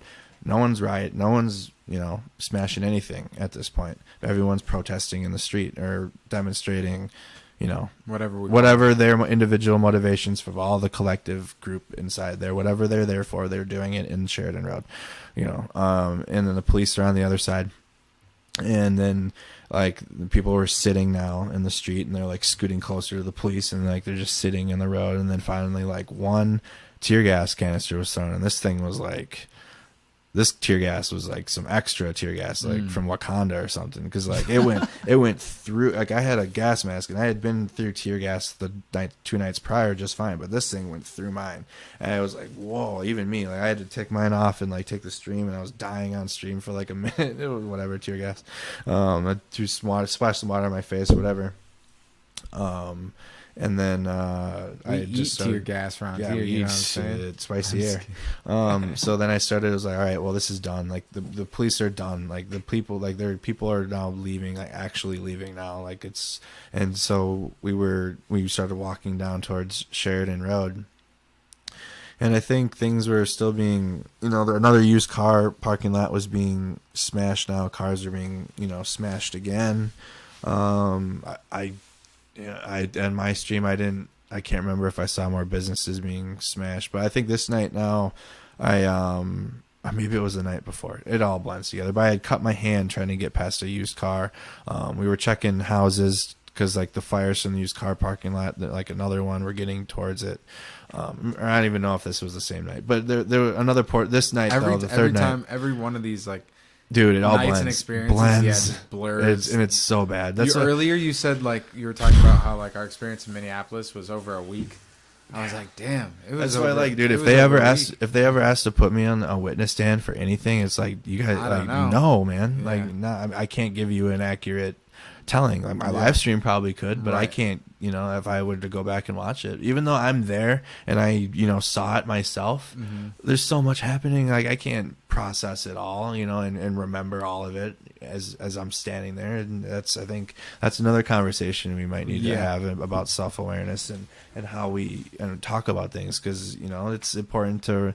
We lie to ourselves. Yeah, we lie to ourselves, or like we tell ourselves, that happened. Or we remember like the recap of someone else. Like someone else says that this is what happened, and we're like, oh yeah, that like, oh that's right, I remember it that way. That's why too. even going into this conversation, I was like, I might need you to ask me questions that help guide me through it. That doesn't mean, you know, I'm going to have him, you know, tell me how it went in Kenosha. But you need like, to be like prompted to be prompted. Think of what you know. You got to kind of be. I get it. It's important to have a transparent sense of self too. Like when you, and like even now, we're telling them. I read in a book one time about how like one of the most maybe it said it like this, I don't know. It was like one of the most persuasive things is when someone can first admit that they don't know, you know, and then you're more willing to listen to them when they tell you something that they claim to know. Do you know where I learned that? Actually, from the military, ironically, because oftentimes in the military, people will spot off the wrong answer, or in law enforcement or whatever, just to get the answer out. But from certain leaders that I had as a soldier, they said the best thing you can do if a leader asks you, to ask you a question, if you don't know the answer, you don't say I don't know. You say, you say, I don't have the answer to that right now, but I'm going to find out. I'll find out and I'll come back to you with the right answer or whatnot. And they'll be like, okay. And oftentimes, the military leader will be like, oh, I want to know by COB, or like they'll do something. They'll be like, I want to know by close of business by like 1700, come back to me with that answer. Or like something like this military stuff. But if you, even in regular life, if you say, I can't remember, but I'll try to find that information and then relay it to you. It's one of my favorite things to do. I'm always like looking it up. I'm looking it up. I'm looking it up. I don't know. Exactly. I'll find the answer for you, but I don't know the answer right now. Right. And that's okay if you just tell people that. Whereas, I mean, it's easier, and it might draw more attention to say whatever reality that you tell yourself is the truth, because it sounds cooler and like more people listen because it's more intense. I'd rather like support finding the answer. Yeah, and then you can bring the people along with you and finding the answer. That's like content creation. There you go. I mean, you know what I mean? It's a part of it. It's all the journey to get there. The media was ordered to leave Civic Park with the rest of the demonstrators, protesters, rioters, whatever they were out there doing. They were ordered to leave along with those people. Yep. The police were moving in. They came outside the fence in front of the courthouse at this point, and they were pushing people out. Yep. You were alluding before to. I just want to reiterate this in case anyone missed it before, but you were alluding to like that it was almost as if now with all this media and all these cameras in this one area were like almost like set up to capture this moment. You said. Yeah, and it's felt like that a few times. I mean, whenever the mainstream news is there, it's like, I know I'm thinking the cynic part of my back of my brain says, they know something. Like they're here they're here because when we go there, it's a guess. Like we don't know what's gonna happen. We're bringing regular people that, but it's like consistently when mainstream shows up, shit's gonna happen, and it's been like that even in Minneapolis here. We're like, whenever we'd see them around, or even in Tulsa, like there was a specific example I remember in Tulsa where the police were getting ready to pepper ball everybody, both the Trump supporters and the protest, and like there was a guy with a big camera and he had his gas mask on before everyone. I'm like, oh, I was like, how you doing? He's like, oh, we're doing good. I was like, you got your gas mask on? He's like, yep. I was like, oh, you must know something. He didn't answer me, but I was like, you must know something. And I don't even know if that's true or not, but like that part of my brain tells me, you think that I'm already thinking that. So yeah. So we all got moved, and we're all walking down Sheridan Road. And I don't even remember now, in between that and like there was another porta-john that got tipped over, and there was another porta-john. Yeah, that happened in between the park being pushed out by the Bobcats and the shooting. And so then now we're in, a bunch of stuff happened. I can't remember, dude. And like now we're in the gas station. Now from here, I can remember everything. I'm digging in my backpack. I see Kyle walks past us all, and he asks, does anybody need medical? Anybody need medical? And like, at that time I didn't know it was Kyle. I heard voice say, does anybody need medical? But I'm digging through my bag. I'm like, that's kind of a weird question. It's like, we're just kind of chilling. Like everyone was just underneath this gas station. Like now it's like there's this militia group there, residents, protesters, but there wasn't many protesters left now. Now even the residents are out there underneath the gas station telling the people to leave. And so there was some exchanges had happened. A dumpster was lit on fire. It was pushed. A resident just put it out with a fire extinguisher. Some of the militia, there was one dude in an Army PT shirt. He was probably a reservist. Had his rifle, and like he was in the back of a truck, and my boy Adrian was like, yo, what are you doing? Like, get down. Like he had his weapon in like the low ready, because like people were just arguing underneath the gas station and shouting. So like he was getting in this defensive position.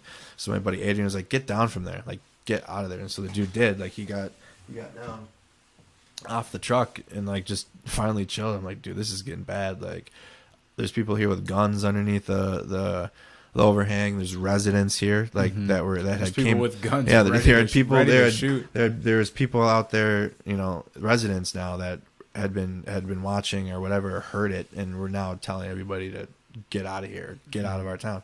And so I'm digging through my bag, and there's someone said there was somebody that just ran past, and he had his finger on the trigger and like a fire extinguisher in his hand. And I was like, that's weird. And he just ran, and I was like, and he just ran past us? Or if I said that, or if it was a thought in my mind, I can't remember if it was a thought or if I physically said it. But then all of us collectively, we're turning down and we're watching Kyle run down the street towards the other used car parking lot. And like now we're all walking in the road. Now everyone in the gas station is walking towards the other used car parking lot across from the hospital. And I'm talking to my stream. I think at this point I'm talking about, because now like this night, CJ had like 80,000 people watching his live. Damn. Like in Minneapolis, I had 68,000. On the Marshall Avenue Bridge night with you. Mm-hmm. CJ had 80,000 watching right now, and I had 17,000, I think, or something crazy. We had a lot of people watching. Yeah, we had a big attention on our live streams. And so, like, I'm talking to my stream because people had been restreaming my stream, claiming it to be their own. And so I was just kind of assisting. Are we good? Audible crashed, but Streamlabs is still running, so we're good. Oh, okay. Can they hear us? Yep. Yeah. Okay, good. Oh, it's just the Audible thing crashed. Right. Yeah, it's okay. All right, good. That's why I was distracted. That's what I know. I would look listening. at you. I'm listening. I know. I would look at it, but I had noticed the level stop too. I'm like, but we're still good. No, we're still good. Streamlabs is going. But anyways, so like I was talking to my stream and explaining, about talking to the people restreaming, because somebody will be on their Streamlabs at home that have a following, like they do this, and then they'll screen record my live stream and then share it, as to their audience, you know what I mean? And we do this for each other within, my friends, and it's okay, but like, because we have permission, to do that, because a lot of our communities are intermingled, whereas like these people have like big followings, and like we don't even know who they are, and they're showing our footage as their own. I didn't have that's a form of looting. Yeah, I didn't have a watermark at the time or anything. Those are rioters. Yeah, this is exactly pirating. But it's educational in nature, so they'd win that copyright. If I were to DMCA or whatever, strike that, they would win because it's educational in nature, and I didn't have a watermark on at the time. So I'm talking to my stream, explaining what the restream was about or something, and then I heard one shot go off, which was like from a smaller caliber, like a handgun, and then you hear Kyle's rifle go off, or a rifle go off, which was Kyle's rifle. After I've seen the other live stream angles of it, it I'm not just guessing that it was Kyle's. Like I know, You it was know Kyle's. that at this point. Yep. At this point now, I know it was Kyle's rifle. At the time, didn't know it was Kyle's rifle. Now, what was the thought at the time? I was like, "They're shooting. Like people shooting each other," because I could hear the difference in the sound of the gun, the weapons that had just shot. Mm-hmm. So I'm like, oh man, there's shooting in the street. There's shooting going on. Please, like everybody, like this is bad now. Like now it's people are getting shot, like just shooting. And so then now I'm walking. I'm kind of like on the one side of the street because I know situational awareness.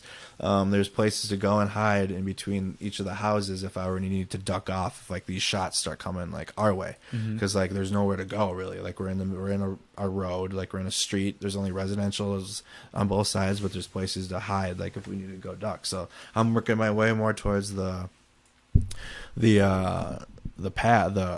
sidewalk, and then you just see Kyle run past us, and like he's got his phone on his ear or whatever, and his rifle, and he's running past, and like people are chasing him, and like I turn and look, but I don't turn my stream at, you know what I mean, like I turn my head and then I turn my stream, and he's running, and like I'm like, oh no, like this is how it happens, because like we've seen prior where like they'll kill the person they're chasing, like because it's just the dude has a gun, and like, you know, this isn't gonna be good regardless of, you know, this is before anything had happened. I'm just like, dude, he has a loaded firearm. We just heard shots fired, and a group of people are chasing this guy. Like something bad is gonna happen out of this.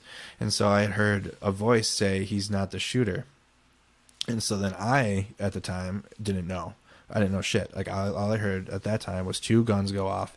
He's got a phone. He's running. People are chasing him. Somebody says he's not the shooter. So I don't even care. I'm like, he's not the shooter. He's not the shooter. Like I'm trying to tell everyone just to stop chasing him. I don't even know if I was right at the time. You know what I mean? I just like, this was going to be bad. So, you know, dude goes to punch him, like misses or whatever. And Kyle like trips and falls. And then, and you're still able to see I'm still able to see this. Like I'm watching it happen. Dude trips in, so he's on the ground, and I'm like, and the stream can't really see it because again, the quality, the resolution quality of the video isn't good. But my eyes can see this, like, you know what I mean. But I don't know if the stream saw much of it. I didn't really, you know, at that moment in time. Now I'm looking around, like at the people around me. I'm not really, as much as I am I'm streaming. That's not really my focus. And so, and then like I see him go down on his rear, and he's on the ground, and then the dude comes up with he has the skateboard, and he goes to swing at him with the skateboard, and that's when one shot goes off into the dude's stomach, and I see the shot, when the rifle went up, and when the skateboard came, and when he went to go strike him, I just saw the muzzle flare go off, and I say, oh shit, and like I just turn and run, and then the first person I saw that was right next to me, I physically grabbed the back of their neck and like threw them into the bushes next to me, which is by the houses, because I had walked there. I threw them there, and like I'm just like, there's somebody inside of outside of their deck. I'm like, get inside your house.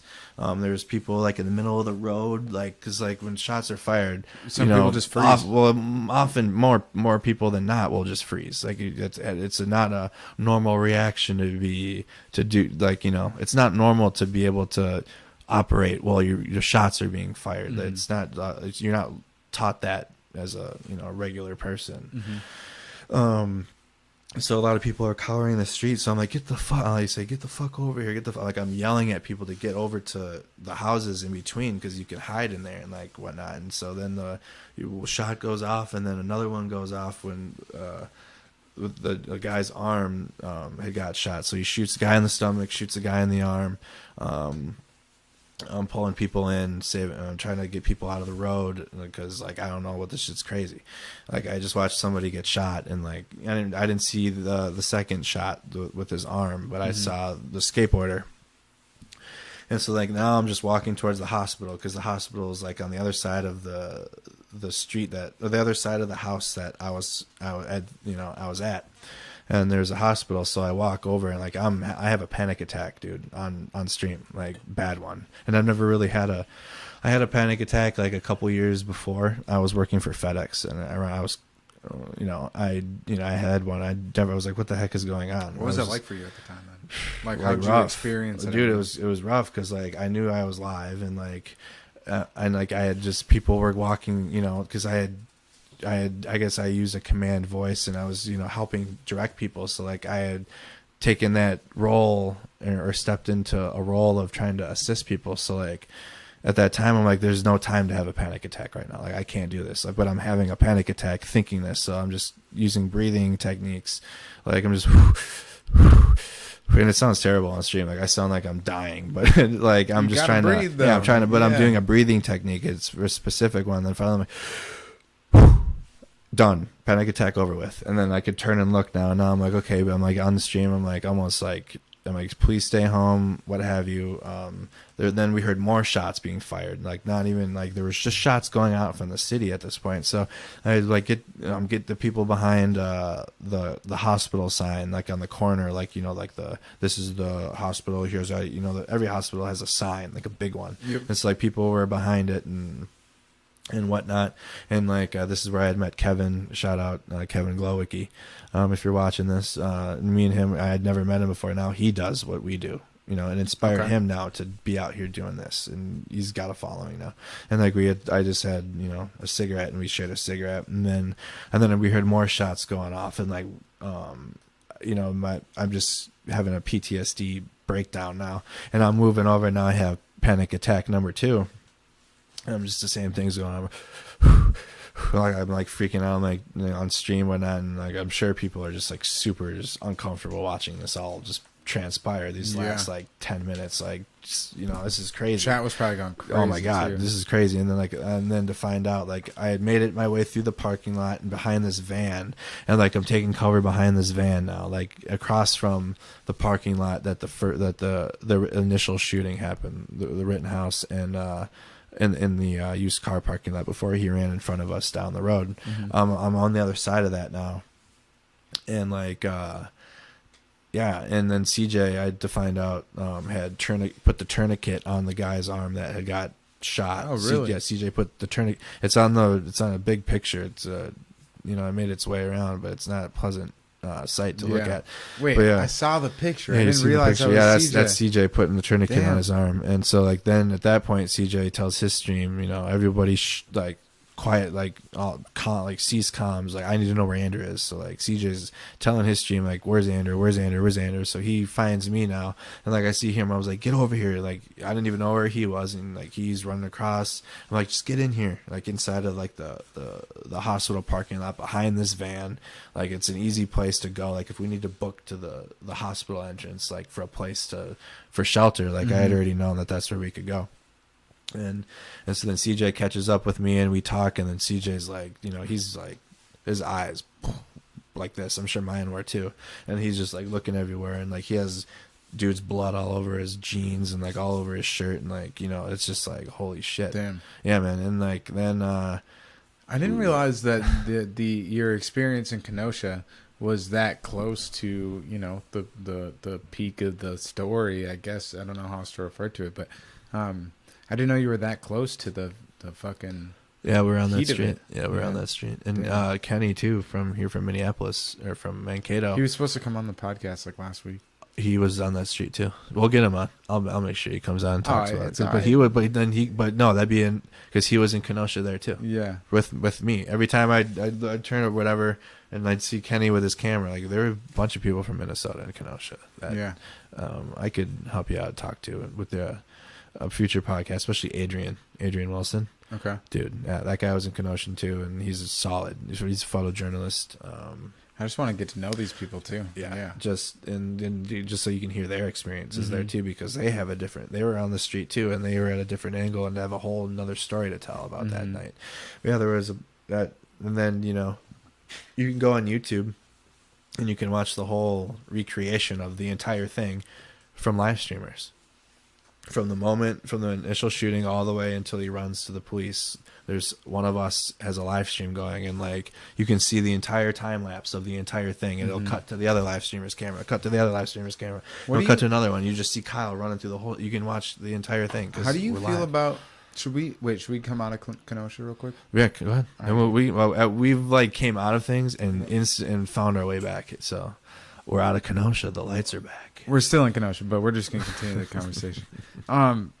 No, I was curious because this is like a broader question, I guess. Yeah. That's why I turned the lights Yes. back on. So welcome back. Welcome back. I'm curious as to what some people would argue is to like live streaming and being able to like piece together an event like the Kyle Rittenhouse shooting isn't a good thing. Like it's snitch-ish. Or like, you know, like you're certainly tattling. some people would argue that as to not. Yeah. I mean, Or like just, it. Let me just give you my thought. Go ahead. Okay, I feel like the people that don't want you there live streaming are the types of opportunists that are just taking advantage of the situation and aren't out there like for the right reasons or out of passion or a fight for a specific cause. Right, you know? because I mean, if you're out there for your cause, you don't give a shit what I'm doing. You know what I mean?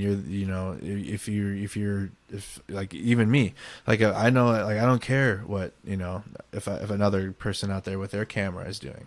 You know what I mean? Just to keep it in retrospective, my lane of media. You know, I'll clown when I see a mainstream news camera, like that sucks, but I'm not over there worried like what they have going on. I'm not over there like, so you know, how many viewers, or like I'm not going over to another live person with a live unless I'm going over there to, you know, help or, you know, give a piece of knowledge. Have you personally felt targeted by demonstrators when you're out documenting? Yeah, the couple in Portland especially. Yeah, I've heard especially in Portland there's a lot of Portland, that. yeah, it's where it comes from, man. That's the culture. It's just like unfortunate, and it's not with everyone, and it's not even the majority. It's just, it brings us back to the minority has a louder, the minority viewpoint on this has a louder voice. They use social media, they use Twitter, and it's from the youth, the younger, like young people in their younger or older teens, younger 20s. It's like a younger crowd of people, and it sucks, but. And it brings it's just. How do you deal with those kind of people? Sometimes, like a couple of times, I've called them out because it's just like toxic in what that they're doing, and it's actually very fascist in nature, ironically. And then Right. and then other times, you know, we'll just let it be and let them. It reveals itself. But in the movement though, like the ones that are out there, you know, genuine and you know that it's coming from a place in their heart, no problem being out there because they know that it's known that I'm there to just see what's happening. And that our viewers can see what's happening. That's what the live streams provide. I'm not going to go out to a place and put even when I go places, I might, you know, have reflections on where I'm at, but I'm not going to tell somebody how they should feel while I'm there. Like I'm not going to go, you know, to a pickle stand and say, you know, you guys. Pickles suck. You guys should go eat tacos. Right. You know what I mean? Or if I go to like, you know what I mean? Like that's not what I'm going to do. I'm going to go there and be like, yeah, man, pickles, you know, are good on sandwiches. I sometimes I prefer a taco here and there, but you know, pickles are still pretty cool. I feel like maybe like, That's a silly comparison. What do you but love about pickles? Yeah. What do you know? love about pickles? What is it? Where is this passion coming from? Like, show me how to be excited about pickles. Yeah. You know? Or something, or yeah, and this they're creating like this like high school popularity. They being the group that were and you can't even really put a label on it or what because it's a group of young adults, older teens that just engage in this like popularity contest because it's like either, you know, and I'm not saying this, and I don't even if I didn't have followers before this, even if I didn't have followers now, I wouldn't, you know, I'm blessed to have followers. Like I thank as many as I can every day for having a following, but it's almost like as if because we have more, you know what I mean? It's kind of like a jealous, if it's jealousy, it's jealousy, if it's not, it's hard to, you know, really put a definite answer on why it's an issue other than, you know, the validity of their points being, you know, they don't want faces being shown. Got it. they don't want the risk of putting those at risk, minority or BIPOC or people of color at risk by filming. But and to that I say, well, aren't you putting the people of color at risk from the activities that you're engaging in? Mm-hmm. Isn't that putting BIPOC people of color at risk? I would think so. You're putting even if the people of color or BIPOC in that group are there with you, they are more at risk by those activities that you're engaging in. Whether we're filming it or not. That's why I say I talked about this a little bit actually in the podcast side earlier with Stacia. Was there's like radical and extremists on all sides. They're like hiding behind reason right now, right? Mm-hmm. Or like to me, the extremists are the ones who are telling you not to be out there streaming, and then trying to police they're trying to your police, action, and then they take cover behind the people that are just there protesting. Exactly, and try to just fit in. The irony of it too is like Sol Luna, myself, and Hiram. Hiram was just put in the hospital from a protest group that assaulted him. Hiram Gilberto, shout out Hiram. Dude, and like Sol Luna, radicalized. They ruin it. Well, they radicalized like Andy No. Now he fucking hates the movement because they fucked him up at the beginning of it. They did, but he was all about it in the beginning. And, he was there as a supporter. And now, I mean, even I don't. I mean, he took a bunch of our. I have a personal issue with Andy now because he took a bunch of our. Well, I just don't like his radicalization. I don't like his radicalization he either. Totally flip-flopped. He did, and so he got emotional. It seems like he got salty, and that's why it's important not to get salty and just to have self-awareness and realize that these are young adults and kids that probably don't have the direction yet of what to do, and it's okay to understand that and still be in this and know that the change is still necessary. We call them agitators now. We're just like we don't even want to call them Antifa, because they're not even anti-fascist. Mm-hmm. Like that. Well, that goes to like back to like the identity thing. Yeah, tribalism. We should just like describe them by the characters of their characteristics of their actions. And that's why I feel like it's important because every group, a group of people that are out there being real life, you can go into that group and talk to the 10 people and they're there for a different reason. You know what I mean? But for whatever reason, that group could be labeled under the same banner, or even that group might be working towards the same thing, but each person in there might have a different motivation or reason for being there. And that's why I feel it's important for us to go and to have those conversations and talk to the people within those groups so you can get more of an informed idea of the group, whatever group that may be. Seek understanding. And then, then you could be like, okay, well, this group wants X, A, B, and C, but they don't really want A, B, and C. There's people in there that want more than just that. Or there's people in there that, well, that guy, like even if you were to talk to them and have a conversation, like you can tell the demeanor of people, or you just can pick up vibes on people. Mm-hmm. You just learn more. And that's what I'm all about. Just learning more about how people feel. And like we said earlier, like why they do the things that they do. I think that's like a perfect way to kind of bring it full circle. Because I think if anyone's going to get anything out of this conversation, I kind of hope it's that. Like just to seek understanding and try to understand. Self-understanding. Like across self-understanding, self-awareness, but also be able to try and at least, don't even put yourself in someone else's shoes, whatever. Just look at their experience and try and understand why they do the things that they do. But while we work towards closing it up, during our conversation, I thought of like 2 ideas. I'm gonna start doing this maybe like because I come up with ideas all the time. I'm gonna just jot them down and then remember to include them at the end. They're just like I'm giving out free ideas, so whoever wants it, here you go. But for one, I think there's absolutely a need for like in like independent media studio, like an independent media studio, just with some of the infrastructure that would be offered at one like the larger mainstream media groups. But like you can somehow like it would operate like a photo studio, but it's just a shared space where you can book a studio in a time and you can create your content out of it. Or maybe they have like the technology to support like the back ends of some of the streams like flawlessly right from that place, and you can maybe hire specific people to do that operations.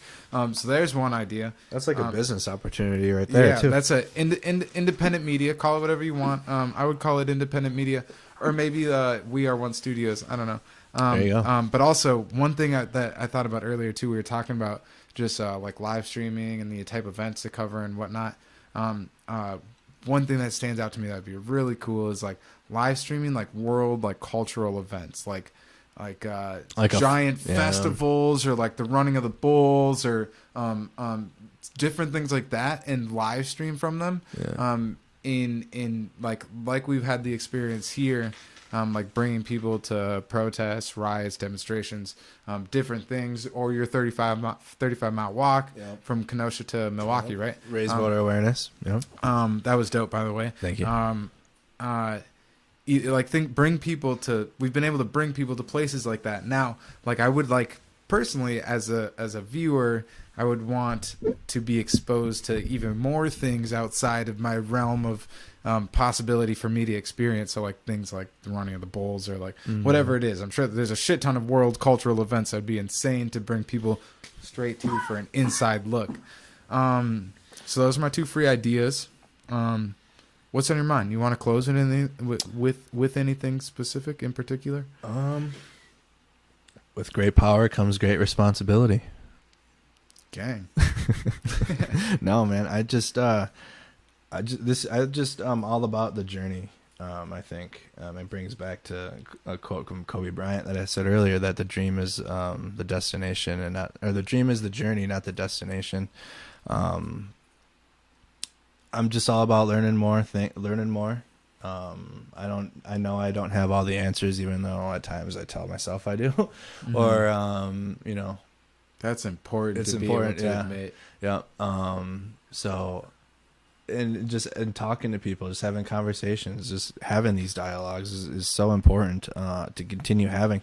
Even, you know, we're young, and as millennial generation, I feel it's important to continue on having conversations in person like this, whether, you know, we're broadcasting to the internet, but, you know, even just in your regular life, have these conversations with your friends or your family, where you just sit down, you know, with an openness and participate, and like kind of like, you know, how a genuine curiosity, how be old open to being open to being amazed, how the old dinner table conversations were intended to be around the campfire. Yeah, like, you know, oftentimes dinner table conversations are just interrogation times from your parents, but it was, you know, the intent was to have an open dialogue while you're eating dinner.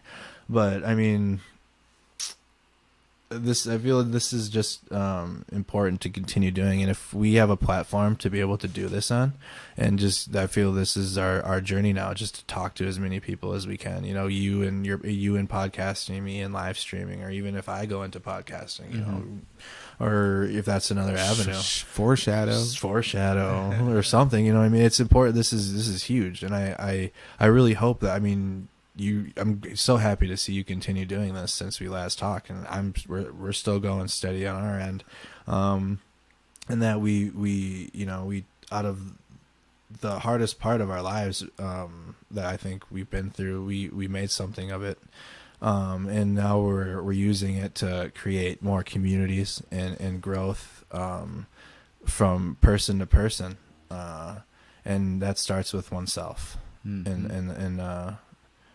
And yeah, I agree. We're definitely onto something here. Yeah, we're onto something here. I mean, this has been a thing. You know, podcasting isn't new. Joe Rogan's been doing it for 12 years.